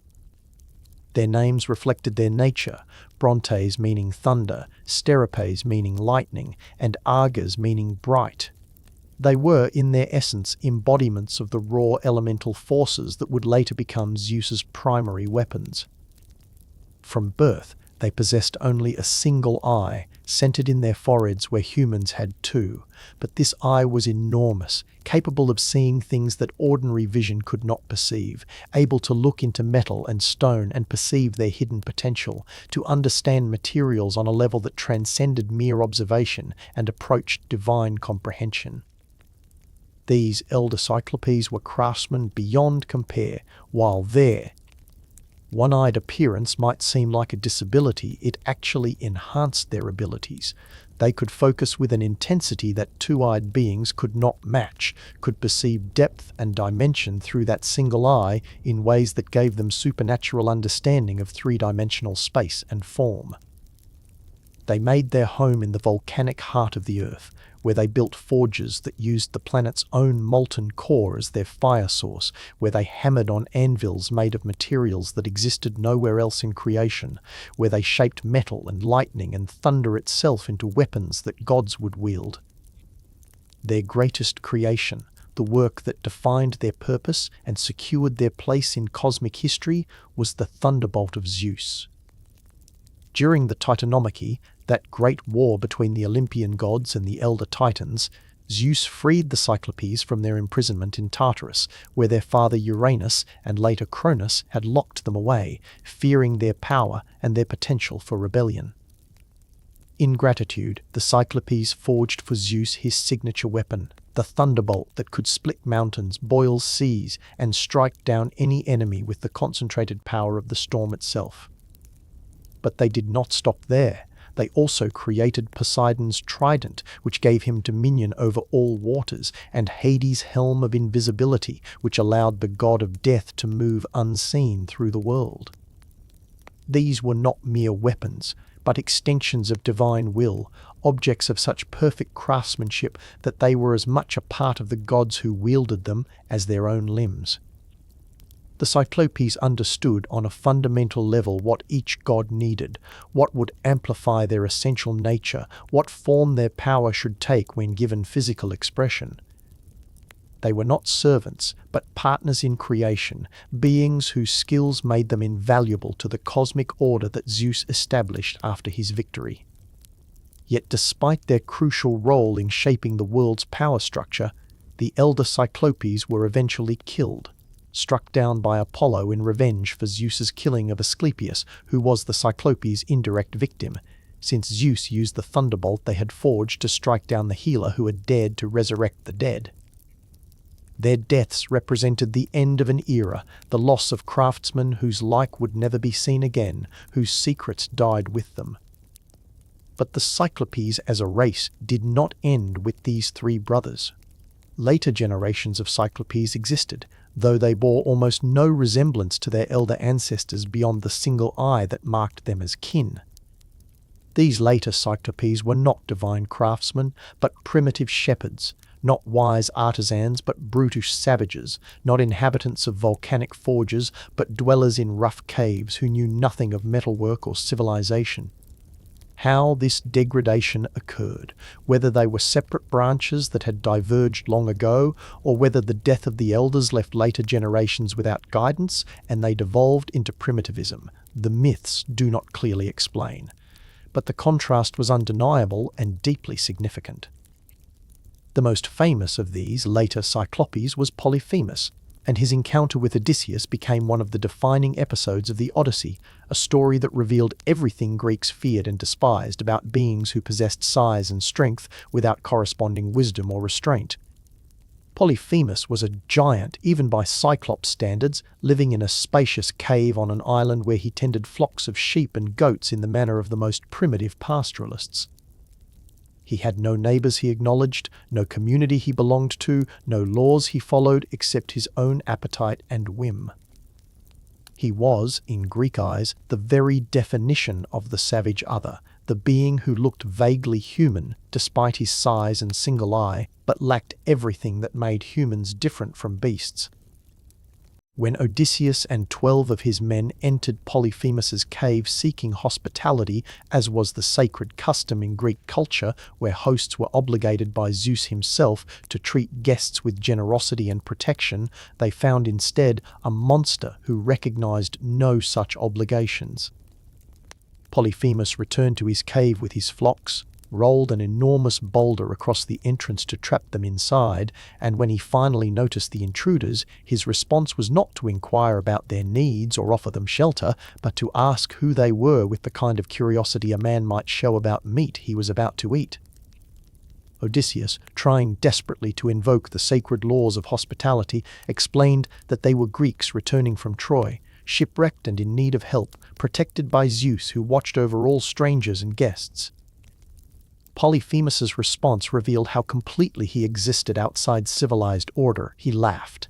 The Cyclopes, he explained, cared nothing for Zeus or any other gods. They were stronger than the gods, lived beyond divine law, feared no retribution for violating sacred customs. Then, to emphasize his point, he reached out, grabbed 2 of Odysseus's men, and smashed them against the cave floor with such force that their brains spattered across the stone. He ate them raw, crunching through bones and flesh with equal ease, washing down his meal with milk as if he had just consumed ordinary food rather than human beings who moments before had been pleading for mercy. The horror of that moment cannot be overstated.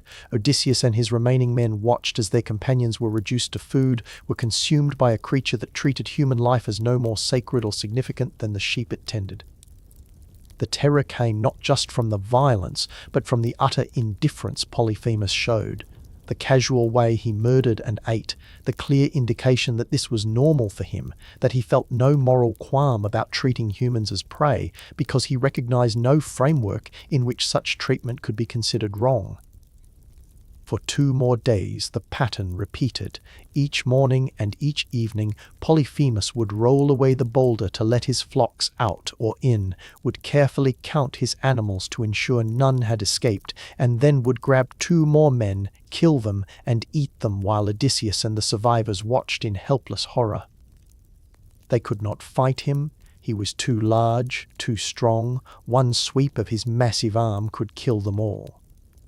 They could not escape. The boulder he used to seal the cave entrance was far too heavy for them to move, and even if they killed him in his sleep, they would be trapped inside forever. Their only hope was to somehow make Polyphemus voluntarily remove the boulder while unable to prevent their escape. Odysseus devised a plan that would become legendary for its cunning. He He offered Polyphemus some of the strong wine they had brought from their ship, wine far more potent than anything the primitive Cyclops had tasted before. Polyphemus, delighted by this new drink, consumed it greedily and asked Odysseus his name. Odysseus, in a stroke of brilliance, told him, "Nobody! A joke! The Cyclops was too simple or too drunk to question." When Polyphemus, in drunken gratitude, promised that he would eat nobody last, this being his idea of a generous gift, he fell into a deep, wine-induced sleep. The Greeks then took a massive olive wood stake they had prepared and sharpened, heated its point in the fire until it glowed red hot, and drove it with all their combined strength into Polyphemus's single eye. The Cyclops woke screaming, the pain of his blinding causing him to roar loud enough that neighbouring Cyclopes came to his cave to ask what was wrong. "Nobody is killing me," Polyphemus shouted, and his confused neighbours, thinking he must be sick or mad to claim that nobody was attacking him, went away, leaving him to his agony. When morning came, Polyphemus, now blind and mad with pain and rage, rolled away the boulder so his sheep could leave the pasture, but positioned himself in the doorway, running his hands over each animal as it passed to ensure no human tried to slip out with the flock. But Odysseus had anticipated this.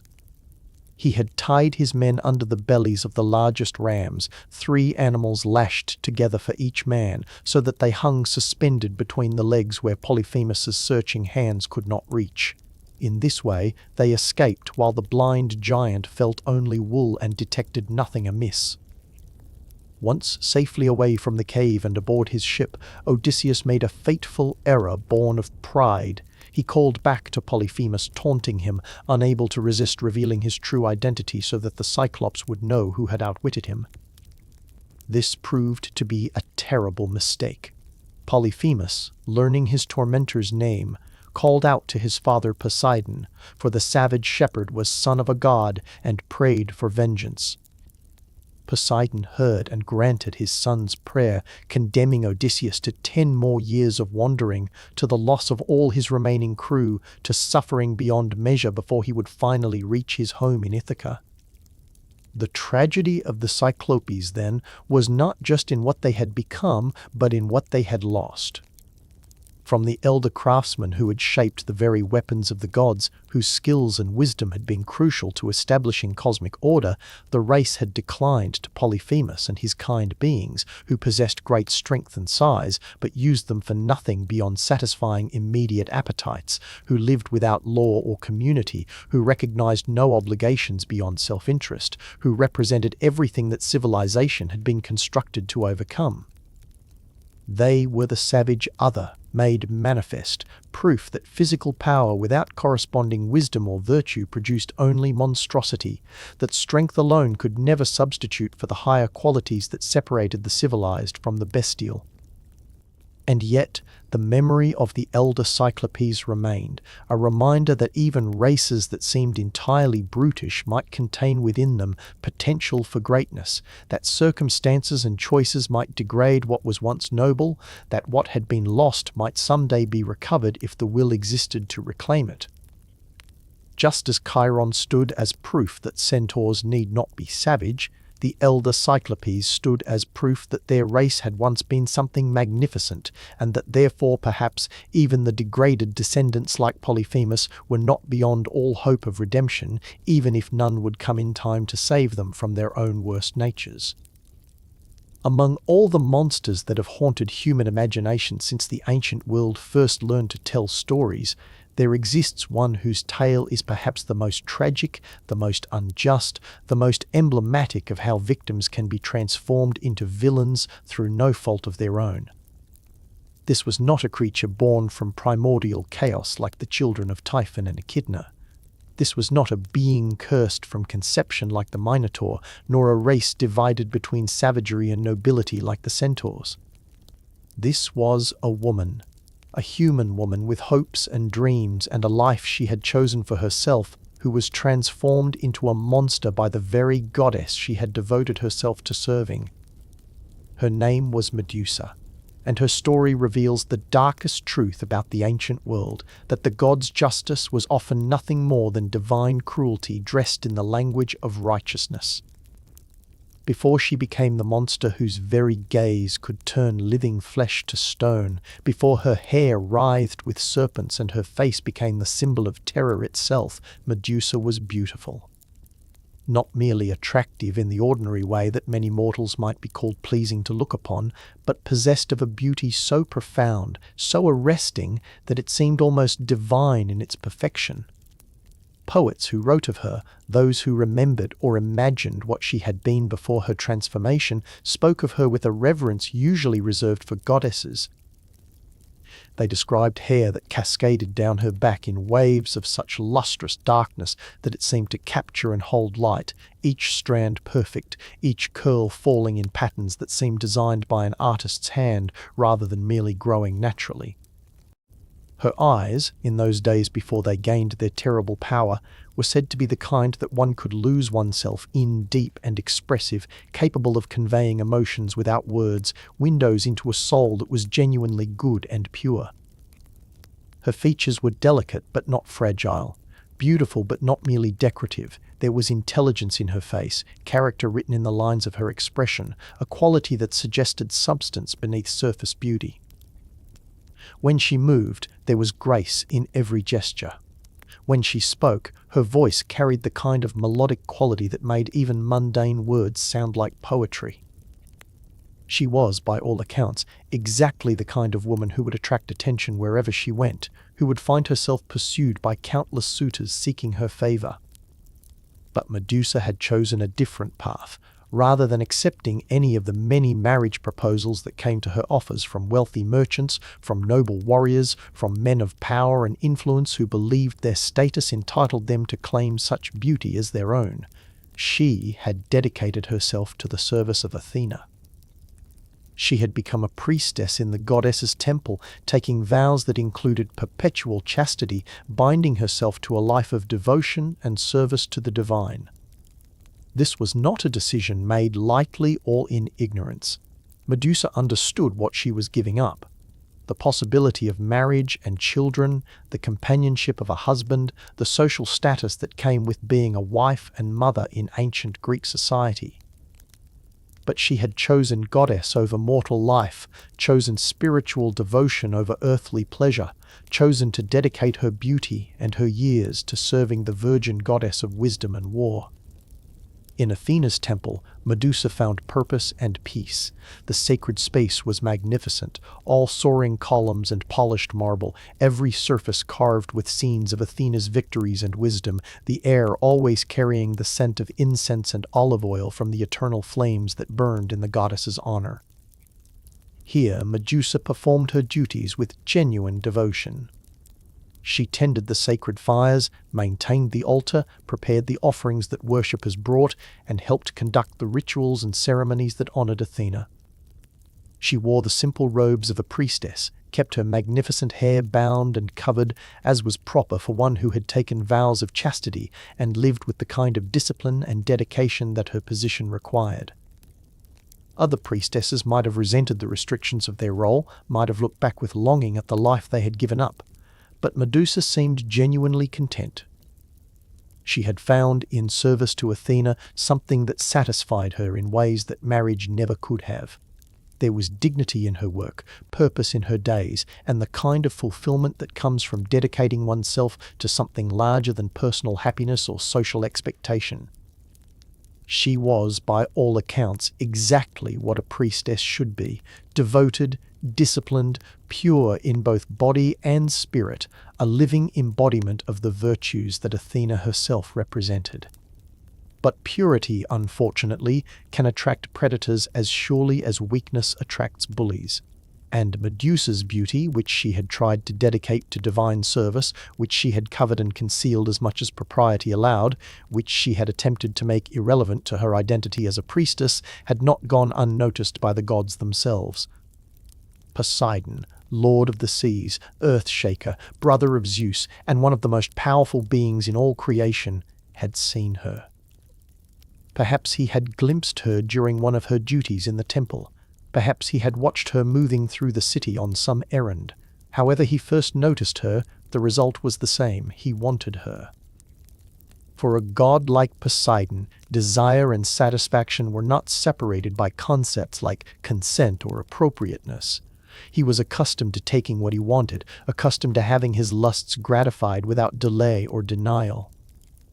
The fact that Medusa was a priestess, that she had taken vows, that she was under the protection of Athena herself, none of this mattered to him or even gave him pause. If anything, the challenge of claiming someone so pure, so protected, so devoted to another deity might have made the pursuit more appealing. Gods, after all, were not known for their respective boundaries or their consideration for the wishes of mortals who caught their attention. One day, when Medusa was alone in the temple performing her sacred duties, Poseidon came to her. He did not arrive as a supplicant seeking the goddess's favor, did not come with offerings or prayers or any pretense of religious purpose. He came as a predator comes to prey, with intention clear and resistance irrelevant. Some later poets, uncomfortable with the brutality of what happened next, would try to soften the story, would suggest that Poseidon seduced Medusa, that she was somehow complicit, that what occurred was mutual passion rather than violence. But these revisions were lies told by those who could not face the truth. What happened in Athena's temple that day was rape, pure and simple. Medusa did not consent. Medusa could not have consented. She was a mortal woman facing a god whose power dwarfed her own so completely that resistance was meaningless. Imagine the terror she must have felt as she realized what was happening. She was in the temple, the one place she should have been most safe, most protected, most sacred and inviolable. She was performing her duties to the goddess she served, doing exactly what she had dedicated her life to doing. And suddenly there was Poseidon, and his intentions were unmistakable, and there was nowhere to run, no way to fight, no escape possible. Perhaps she tried to invoke Athena's protection, tried to remind this god that she was under another deity's care, tried to plead with him to respect the sanctity of the space and the vows she had taken. But gods who are determined to satisfy their lusts do not listen to the pleas of mortal women. Poseidon violated Medusa on the floor of Athena's temple in the very space consecrated to the virgin goddess, surrounded by the symbols and statues and sacred objects that represented everything Medusa had devoted herself to.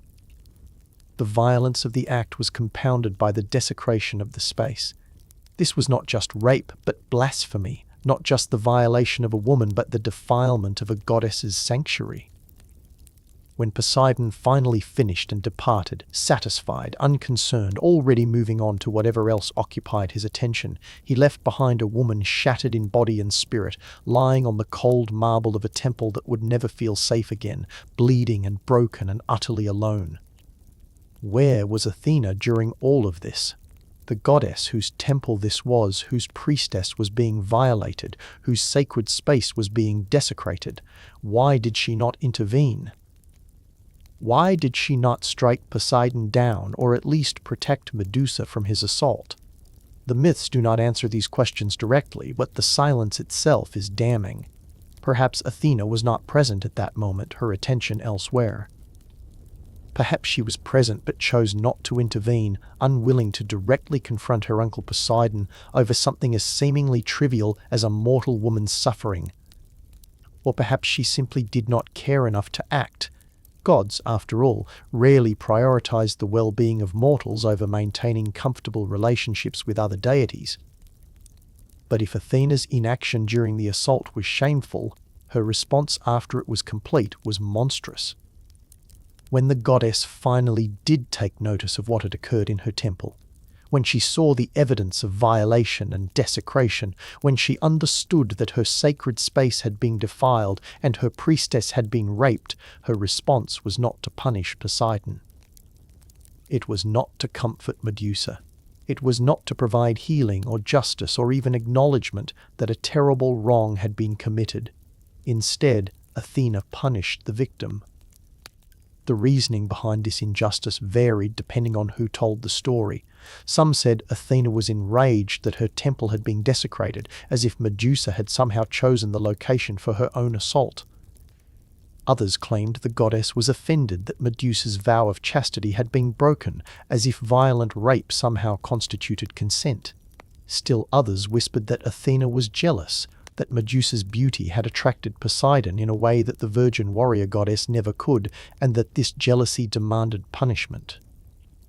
Whatever the stated reason, the reality was clear. Athena would not or could not punish Poseidon for his crime, and so she punished Medusa instead. The curse Athena placed upon her former priestess was cruel in its precision, devastating in its thoroughness. It targeted everything that Medusa had been, systematically destroying every aspect of the life she had built and the person she had become. Her beautiful hair, that lustrous cascade that had been one of her most admired features, began to writhe and twist, each strand transforming into a living serpent. The sensation must have been horrifying beyond description, feeling her own hair moving independently, hissing, their fangs occasionally grazing her scalp as they coiled and struck at the air.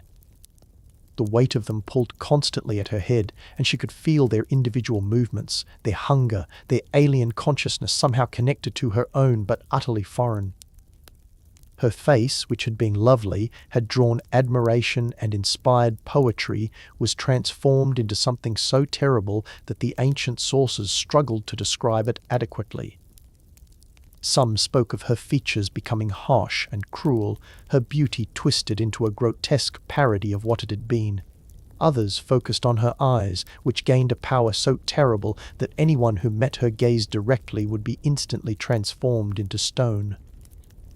The mechanism of this transformation was never fully explained, whether it was magical energy that radiated from her eyes, or some quality of her appearance that caused such horror that viewers' bodies simply ceased to function, or perhaps a divine curse layered on top of the physical transformation. But the effect was undeniable. Medusa's gaze had become a weapon of instant death, turning flesh and blood into cold marble in the space of a heartbeat. Her hands, some sources claimed, became clawed like a beast's. Her skin might have taken on a greenish or greyish tint, losing the warm glow of living flesh. Some traditions even gave her wings like her immortal Gorgon sisters, though whether these were part of Athena's curse or something she gained later remained unclear. Every transformation seemed calculated to make her repulsive, to ensure that the beauty which had attracted Poseidon's attention, the beauty that Medusa herself had tried to dedicate to divine service, would never draw another admiring glance. She had been remade as a monster, stripped of every physical attribute that had defined her previous existence. But perhaps the cruelest aspect of the curse was not the physical transformation, but the isolation it ensured. Medusa could no longer look at another human being without killing them instantly. She could not seek comfort from friends or family, could not even make eye contact with another living soul without transforming them into stone. Every conversation, every human interaction, every moment of connection with others required her to avert her eyes, to look away, to deny the most basic human need for eye contact and genuine engagement. She was trapped in her monstrous body, surrounded by the evidence of her curse. For anyone who accidentally met her gaze would become a statue, a permanent reminder of the danger she represented and the life she could no longer have. Medusa fled from civilization. What else could she do? She could not remain in the city where she had served as Athena's priestess, could not stay in a community where her very presence now represented deadly danger. She retreated to the edges of the known world, to remote islands or distant shores where few humans ventured, where she might exist without constantly risking the lives of those around her. Some traditions placed her on the island of Sarpedon, near Sistine. Others said she went to Libya, to the very edges of the world where civilization gave way to wilderness and the unknown. She was not entirely alone in her exile. Her sisters, Stheno and Euryale, the immortal Gorgons who had been born as monsters rather than transformed into them, found her and stayed with her. Perhaps they recognized a kindred spirit, saw in this transformed woman someone who understood what it meant to be feared and hated for one's appearance. Perhaps they simply took pity on her. Whatever their reasons, they remained by her side, and together the three Gorgons made their home in places far from human habitation. But even in exile, even in her transformed state, Medusa could not escape human attention. Her reputation spread, tales of the monster whose gaze could turn men to stone, whose appearance was so terrible that to look upon her meant instant death. These stories did not inspire sympathy or understanding. They did not acknowledge that Medusa had been a victim, that her transformation had been punishment for a crime committed against her, that the monster they feared had once been a woman who had devoted her life to serving the gods. Instead, the stories portrayed her as a threat to be eliminated, a monster whose very existence was an affront to civilization and order. And so, inevitably, a hero was sent to kill her. His name was Perseus, and he was himself a victim of circumstances beyond his control. The son of Zeus and the mortal woman Danae, raised in exile, manipulated by King Polydectes, who desired Perseus's mother and sought to remove the protective son by sending him on an impossible quest. Polydectes demanded that Perseus bring him the head of Medusa, confident that the young man would die in the attempt and leave Danae vulnerable to the king's unwanted advances. Perseus accepted the quest, not knowing that he was being used, not understanding that he was being sent to his likely death by a man who cared nothing for his well-being. But Perseus did not face this quest alone or unprepared. The gods themselves intervened, not to save Medusa or acknowledge the injustice of what had been done to her, but to ensure that Perseus could succeed in killing her. Athena, who had cursed Medusa in the first place, now provided Perseus with a polished shield, its surface so perfectly reflective that it could serve as a mirror, allowing him to see Medusa's reflection without meeting her deadly gaze directly. Hermes gave him winged sandals that would let him fly, allowing for rapid approach and escape. Hades provided his helm of invisibility, so Perseus could move unseen. The Grey three ancient women who shared a single eye among them were forced to reveal Medusa's location after Perseus stole their eye and held it hostage. Armed with divine weapons and divine knowledge, Perseus made his way to Medusa's remote sanctuary. He found her and her sisters surrounded by statues, the stone forms of those who had come before seeking to kill her, adventurers and warriors and would-be heroes who had failed in their attempts and paid with their lives. These statues stood as a garden of the dead, eternal monuments to both Medusa's defensive power and the steady stream of those who had sought her destruction. The ancient sources tell us that Perseus found Medusa sleeping. This detail is significant and deeply disturbing. He did not face her in open combat, did not give her the chance to defend herself or even to know her killer was approaching. Using Athena's mirrored shield to guide him, watching Medusa's reflection rather than looking at her directly, Perseus approached the sleeping Gorgon. Perhaps in sleep, with her serpent hair temporarily still and her deadly eyes closed, traces of the woman she had once been were visible. Perhaps in that moment of vulnerability, she looked less like the monster she had been made into, and more like the priestess she had been before. Violation and curse had destroyed her life. Perseus raised his sword, a weapon forged by Hephaestus, sharp enough to cut through even supernatural flesh, and brought it down with all his strength. In a single stroke, he severed Medusa's head from her body. She died without waking, without even knowing that death had come for her. After years of exile, of isolation, of living as a monster she had never asked to become, her end came swiftly and silently in sleep. But even in death, Medusa's story continued to unfold in ways that revealed the complicated nature of her existence. From her severed neck, from the place where Perseus's blade had cut through flesh and released the blood that still flowed with divine taint, two beings emerged. The first was Chrysaor, a giant warrior carrying a golden sword. The second was Pegasus, the magnificent winged horse who would go on to serve heroes and carry Zeus's thunderbolts. These were Medusa's children by Poseidon, conceived during that terrible assault in Athena's temple, carried within her body all through her transformation and exile, never born until the moment of her death. The cruelty of this detail cannot be overstated. Medusa had been pregnant with her rapist's offspring throughout her years as a monster, carrying within her the evidence of the assault that had led to her transformation, unable to give birth to them until Perseus's blade released them into the world she was leaving. Perseus placed Medusa's severed head in a special bag, the kibisis, given to him by the gods for precisely this purpose. Even separated from her body, even obviously dead, the head retained its terrible power. Anyone who looked directly at it would still be turned to stone. This made it an incredibly valuable weapon, and Perseus used it as such during his journey home. When he encountered enemies or obstacles, he would reveal Medusa's head and let its petrifying gaze eliminate his problems.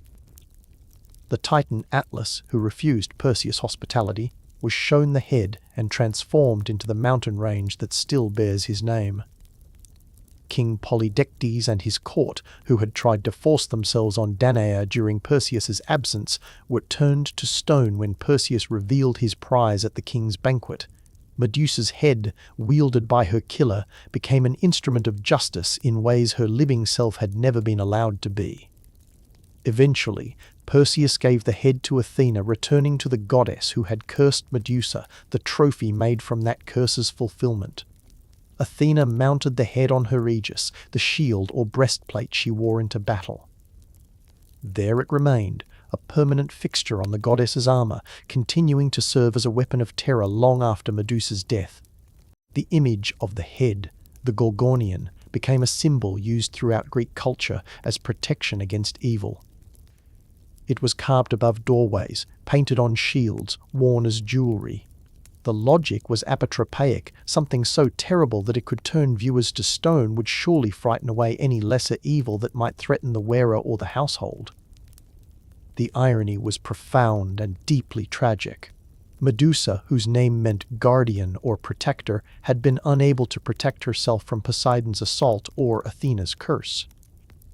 She had been transformed into a monster, hunted as a threat, killed in her sleep by a hero who never questioned whether she deserved death. And then, after her death, her severed head became exactly what her name had always suggested: a protector, a guardian, a shield against harm. But this protection served others, never herself. She had become in death what she had never been allowed to be in life, a force that could defend and preserve even if only through the fear her appearance inspired. Modern interpretations of Medusa's story have increasingly recognized what ancient tellings often ignored or minimized, that she was not a villain, but a victim, not a monster by nature, but a woman monstrously transformed, not someone who deserved death, but someone who deserved justice and never received it. Her story is not about a hero slaying an evil creature, but about how victims of assault are further victimized by systems and powers that blame them for their own trauma.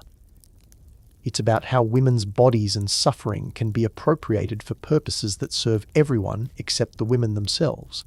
It's about how transformation born from trauma becomes a mark of monstrosity rather than survival. Medusa's gaze, that power to turn people to stone, can be read not as random cruelty, but as the ultimate. And so we have travelled through the shadowed galleries of Greek mythology's most terrible inhabitants, have walked among creatures whose very existence challenged the boundaries between order and chaos, between civilization and wilderness, between the divine and the monstrous.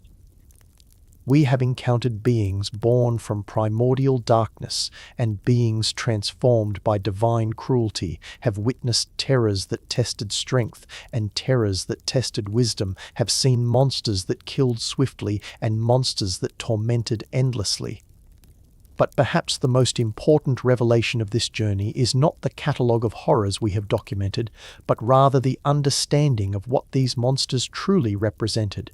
Not merely obstacles for heroes to overcome, but mirrors held up to the Greek soul itself, reflecting back the deepest anxieties and darkest truths about existence in an uncertain world. The Greeks who first told these stories, who shaped these myths in the firelight of ancient nights and passed them down through generations, were not simply creating entertainment or filling gaps in their understanding of natural phenomena. They were engaged in something far more profound and far more necessary. They were giving form to formlessness, making visible the invisible forces that shaped their lives and their world. Every monster, every creature of nightmare and legend served as a vessel for meaning that transcended its physical description. These were not random assemblages of frightening features, not mere combinations of fangs and claws and supernatural powers arranged to provide dramatic confrontations for heroic narratives. They were, each of them, embodiments of specific truths about the nature of reality, about the price of hubris, about the consequences of desire, about the inescapability of fate, about the thin line that separated the civilized from the savage. Consider what we have learned. Typhon and Echidna, the father and mother of all monsters, represented the primordial chaos that existed before order was imposed upon creation. They were reminders that beneath the structured cosmos that Zeus and the Olympians had established, beneath the laws and hierarchies and settled patterns of existence, there lurked something older and darker and infinitely more powerful. The fact that Typhon could not be destroyed, only imprisoned, buried beneath mountains but never truly eliminated, spoke to the Greek understanding that chaos could never be permanently defeated. It could be contained, could be pushed to the margins, could be hidden away where it would not threaten daily life, but it remained always present, always waiting, always capable of erupting if the forces of order ever faltered in their vigilance. The Minotaur, trapped in its impossible prison beneath the palace of Knossos, embodied tragedy of a different sort entirely. Here was a monster who had committed no crime, who bore guilt for nothing except the circumstances of its birth, who suffered because of choices made by others and punishments delivered by gods whose anger sought any available target. The Minotaur was what happened when divine justice became divine cruelty, when the innocent paid for the guilty's transgressions, when punishment fell, not on those who deserved it, but on those who could not escape it. Every society creates victims through its systems of order and justice, creates beings who are marked as other and monster through no fault of their own. The Minotaur gave form to this uncomfortable truth and forced its contemplation. The Sphinx, with her riddle and her perch beside the road to Thebes, demonstrated that the greatest dangers might not be those that attacked the body, but those that challenged the mind. She proved that monsters need not be physically overwhelming to be devastating, that a simple question, obvious once solved, impossible before that moment of understanding, could be as deadly as the sharpest claws or the most venomous bite. In a culture that prided itself on wisdom and learning, on philosophy and reason, and the cultivation of intellectual prowess, the Sphinx represented the terror of inadequacy, the fear that all one's education and cleverness might prove worthless when faced with a test that required not knowledge but insight, not learning but understanding.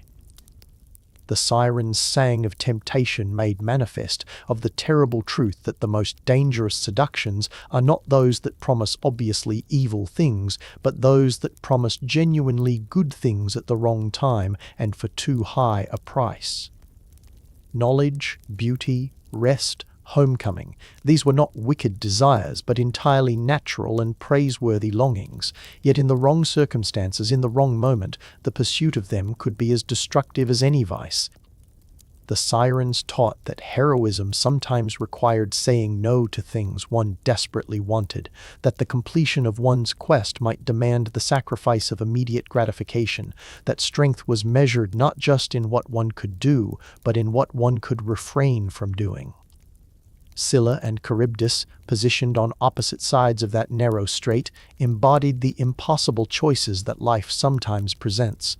Situations where both options lead to loss, where there is no good answer, but only the necessity of choosing which disaster to accept and which to avoid. They represented the fundamental unfairness of existence, the reality that virtue and courage and wisdom could not guarantee good outcomes. that sometimes the only victory possible was surviving with diminished numbers rather than perishing entirely. In teaching this lesson, they prepared the Greeks for a world that did not always reward the deserving or spare the innocent, a world where tragedy could strike despite one's best efforts and noblest intentions. The Harpies descended as agents of divine will, delivering punishments that wore away at the spirit through relentless repetition. They embodied the particular horror of suffering that continues day after day without hope of cessation or relief, of torment that does not build to any climax or conclusion, but simply persists in grinding, soul-destroying sameness. In a world where death could at least be faced and overcome in a single heroic moment, the Harpies represented the worst fate of living deaths, of existences reduced to nothing but endurance of conditions that could not be changed and would not end. The centaurs, in their diversity, revealed the Greeks' anxious uncertainty about their own nature. Were humans rational beings occasionally troubled by animal impulses, or animals with a thin overlay of civilization that alcohol and passion could strip away? The savage centaurs who attacked the wedding feast suggested the latter, that beneath every veneer of culture and law lurked appetites that could not be controlled, instincts that would overwhelm reason if given any opportunity. But Chiron stood as counter-argument and hope, as proof that nobility and wisdom could emerge even from cursed origins, that one could choose to transcend the limitations that form and circumstance seemed to impose. The tension between these possibilities, between Chiron and his brutish kin, between the potential for elevation and the pull toward degradation, reflected the eternal internal struggle of human existence. The Cyclopes told a similar story of divergence and loss. The elder craftsman who had shaped Zeus's thunderbolts represented the heights that even one-eyed giants could achieve. The possibility that beings who seemed monstrous by their very form could possess wisdom and skill that made them invaluable allies to the gods themselves. But Polyphemus, savage and lawless in his distant cave, demonstrated how far the race had fallen, how greatness could degrade into brutishness, how beings who had once shaped the weapons of heaven could decline into monsters who recognized no law beyond appetite and strength. The gap between what the Cyclopes had been and what they had become served as warning about the fragility of civilization, about how easily the hard-won achievements of generations could be lost if not carefully maintained. And Medusa, perhaps the most tragic figure of all, revealed the darkest truth about divine justice and mortal suffering. She had been made into a monster, transformed against her will as punishment for being the victim of a crime rather than its perpetrator. Her story demonstrated that the gods' notion of justice bore little resemblance to fairness, that divine power operated according to rules that prioritized convenience over righteousness, that the innocent could be cursed and the guilty could escape consequences if they possessed sufficient power or proper connections. Medusa's gaze, that power to turn living flesh to stone, could be read as the ultimate defensive mechanism, the ability to keep at a distance anyone who might look at her with desire or judgment or pity. She had been violated, had been blamed for her own violation, had been transformed into something terrible, and then her transformed state had been used to justify her destruction, had marked her as monster rather than victim, had ensured that when a hero finally killed her, he would be celebrated rather than questioned. What united all these monsters, what connected Typhon's cosmic threat to the Sphinx's intellectual challenge to Medusa's tragic transformation, was their function as symbols, as embodiments of fears and truths that the Greeks needed to acknowledge but could not always speak directly. Monsters served as safe vessels for dangerous ideas, as acceptable targets for contemplation of uncomfortable realities. One could not openly question whether the gods were just without risking divine anger, but one could tell stories about Medusa and let listeners draw their own conclusions about divine treatment of mortal women. One could not directly challenge the foundations of civilization without appearing to advocate for chaos, but one could tell tales of centaurs and explore through their example the tension between civilized behavior and savage impulse. The monsters also served a crucial psychological function, externalizing internal struggles and making abstract fears concrete. The Greeks understood, perhaps better than many who came after them, that humans carry within themselves forces that can be as destructive as any external threat, appetites that can become compulsions, desires that can become obsessions, anger that can become rage, fear that can become paralyzing terror. By creating monsters that embodied these internal forces, by making them physical beings that could be confronted and potentially defeated, the myths provided a framework for understanding and addressing psychological struggles that might otherwise seem overwhelming and incomprehensible. Heracles facing the Hydra was not just a strong man fighting a serpent, it was the embodiment of every person's struggle against problems that seem to multiply with every attempted solution, against difficulties that grow worse the more one fights directly against them. Odysseus bound to the mast while the Sirens sang was every person who has ever tried to protect their future self from their present self's worst impulses, who has recognized that willpower alone might not be sufficient and that sometimes the wise choice is to remove one's own agency before temptation arrives. Perseus, using Athena's polished shield to see Medusa's reflection rather than looking at her directly, was the recognition that some truths, some realities, can only be approached obliquely, that direct confrontation is not always possible or wise. The monsters taught that heroism came in many forms, that different threats required different responses. Typhon demanded raw power and the willingness to engage in cosmic combat that threatened to destroy the very fabric of reality. The Sphinx required intelligence and the humility to see obvious truths rather than overcomplicating simple questions. The Sirens required foresight and preparation, the wisdom to implement defenses before one's judgment became compromised. Scylla and Charybdis required the terrible courage to make decisions that would cost lives, to accept that leadership sometimes meant choosing who would die rather than trying to save everyone. The Harpies could only be defeated through divine intervention or patient endurance, teaching that some sufferings could not be solved through heroic action, but only survived through persistent resistance. And in requiring these different forms of heroism, the monsters revealed something crucial about the Greek understanding of excellence. That arete, that quality of being the best version of what one could be, was not monolithic or simple. It was not enough to be strong if you lacked wisdom. It was not enough to be clever if you lacked courage. It was not enough to be brave if you lacked the judgment to know when bravery became foolishness. The parade of monsters, each requiring different virtues for their defeat, served as a comprehensive curriculum in what it meant to be truly heroic, truly excellent, truly worthy of the glory that heroes sought. But perhaps the deepest lesson the monsters taught was about the nature of evil itself, that it was rarely simple, rarely pure, rarely as straightforward as the division between good and bad might suggest. The Minotaur was a monster but also a victim. Chiron was a centaur but also a paragon of wisdom and virtue. Medusa was deadly but had been made so through no fault of her own. Even Scylla had once been something other than the many-headed horror she became, transformed by jealousy and divine magic into the creature that snatched sailors from their ships. The monsters insisted on complexity, refused to allow simple categorization, demanded that their audiences think more carefully about where monstrosity originated and whether it could be separated from the circumstances that created it.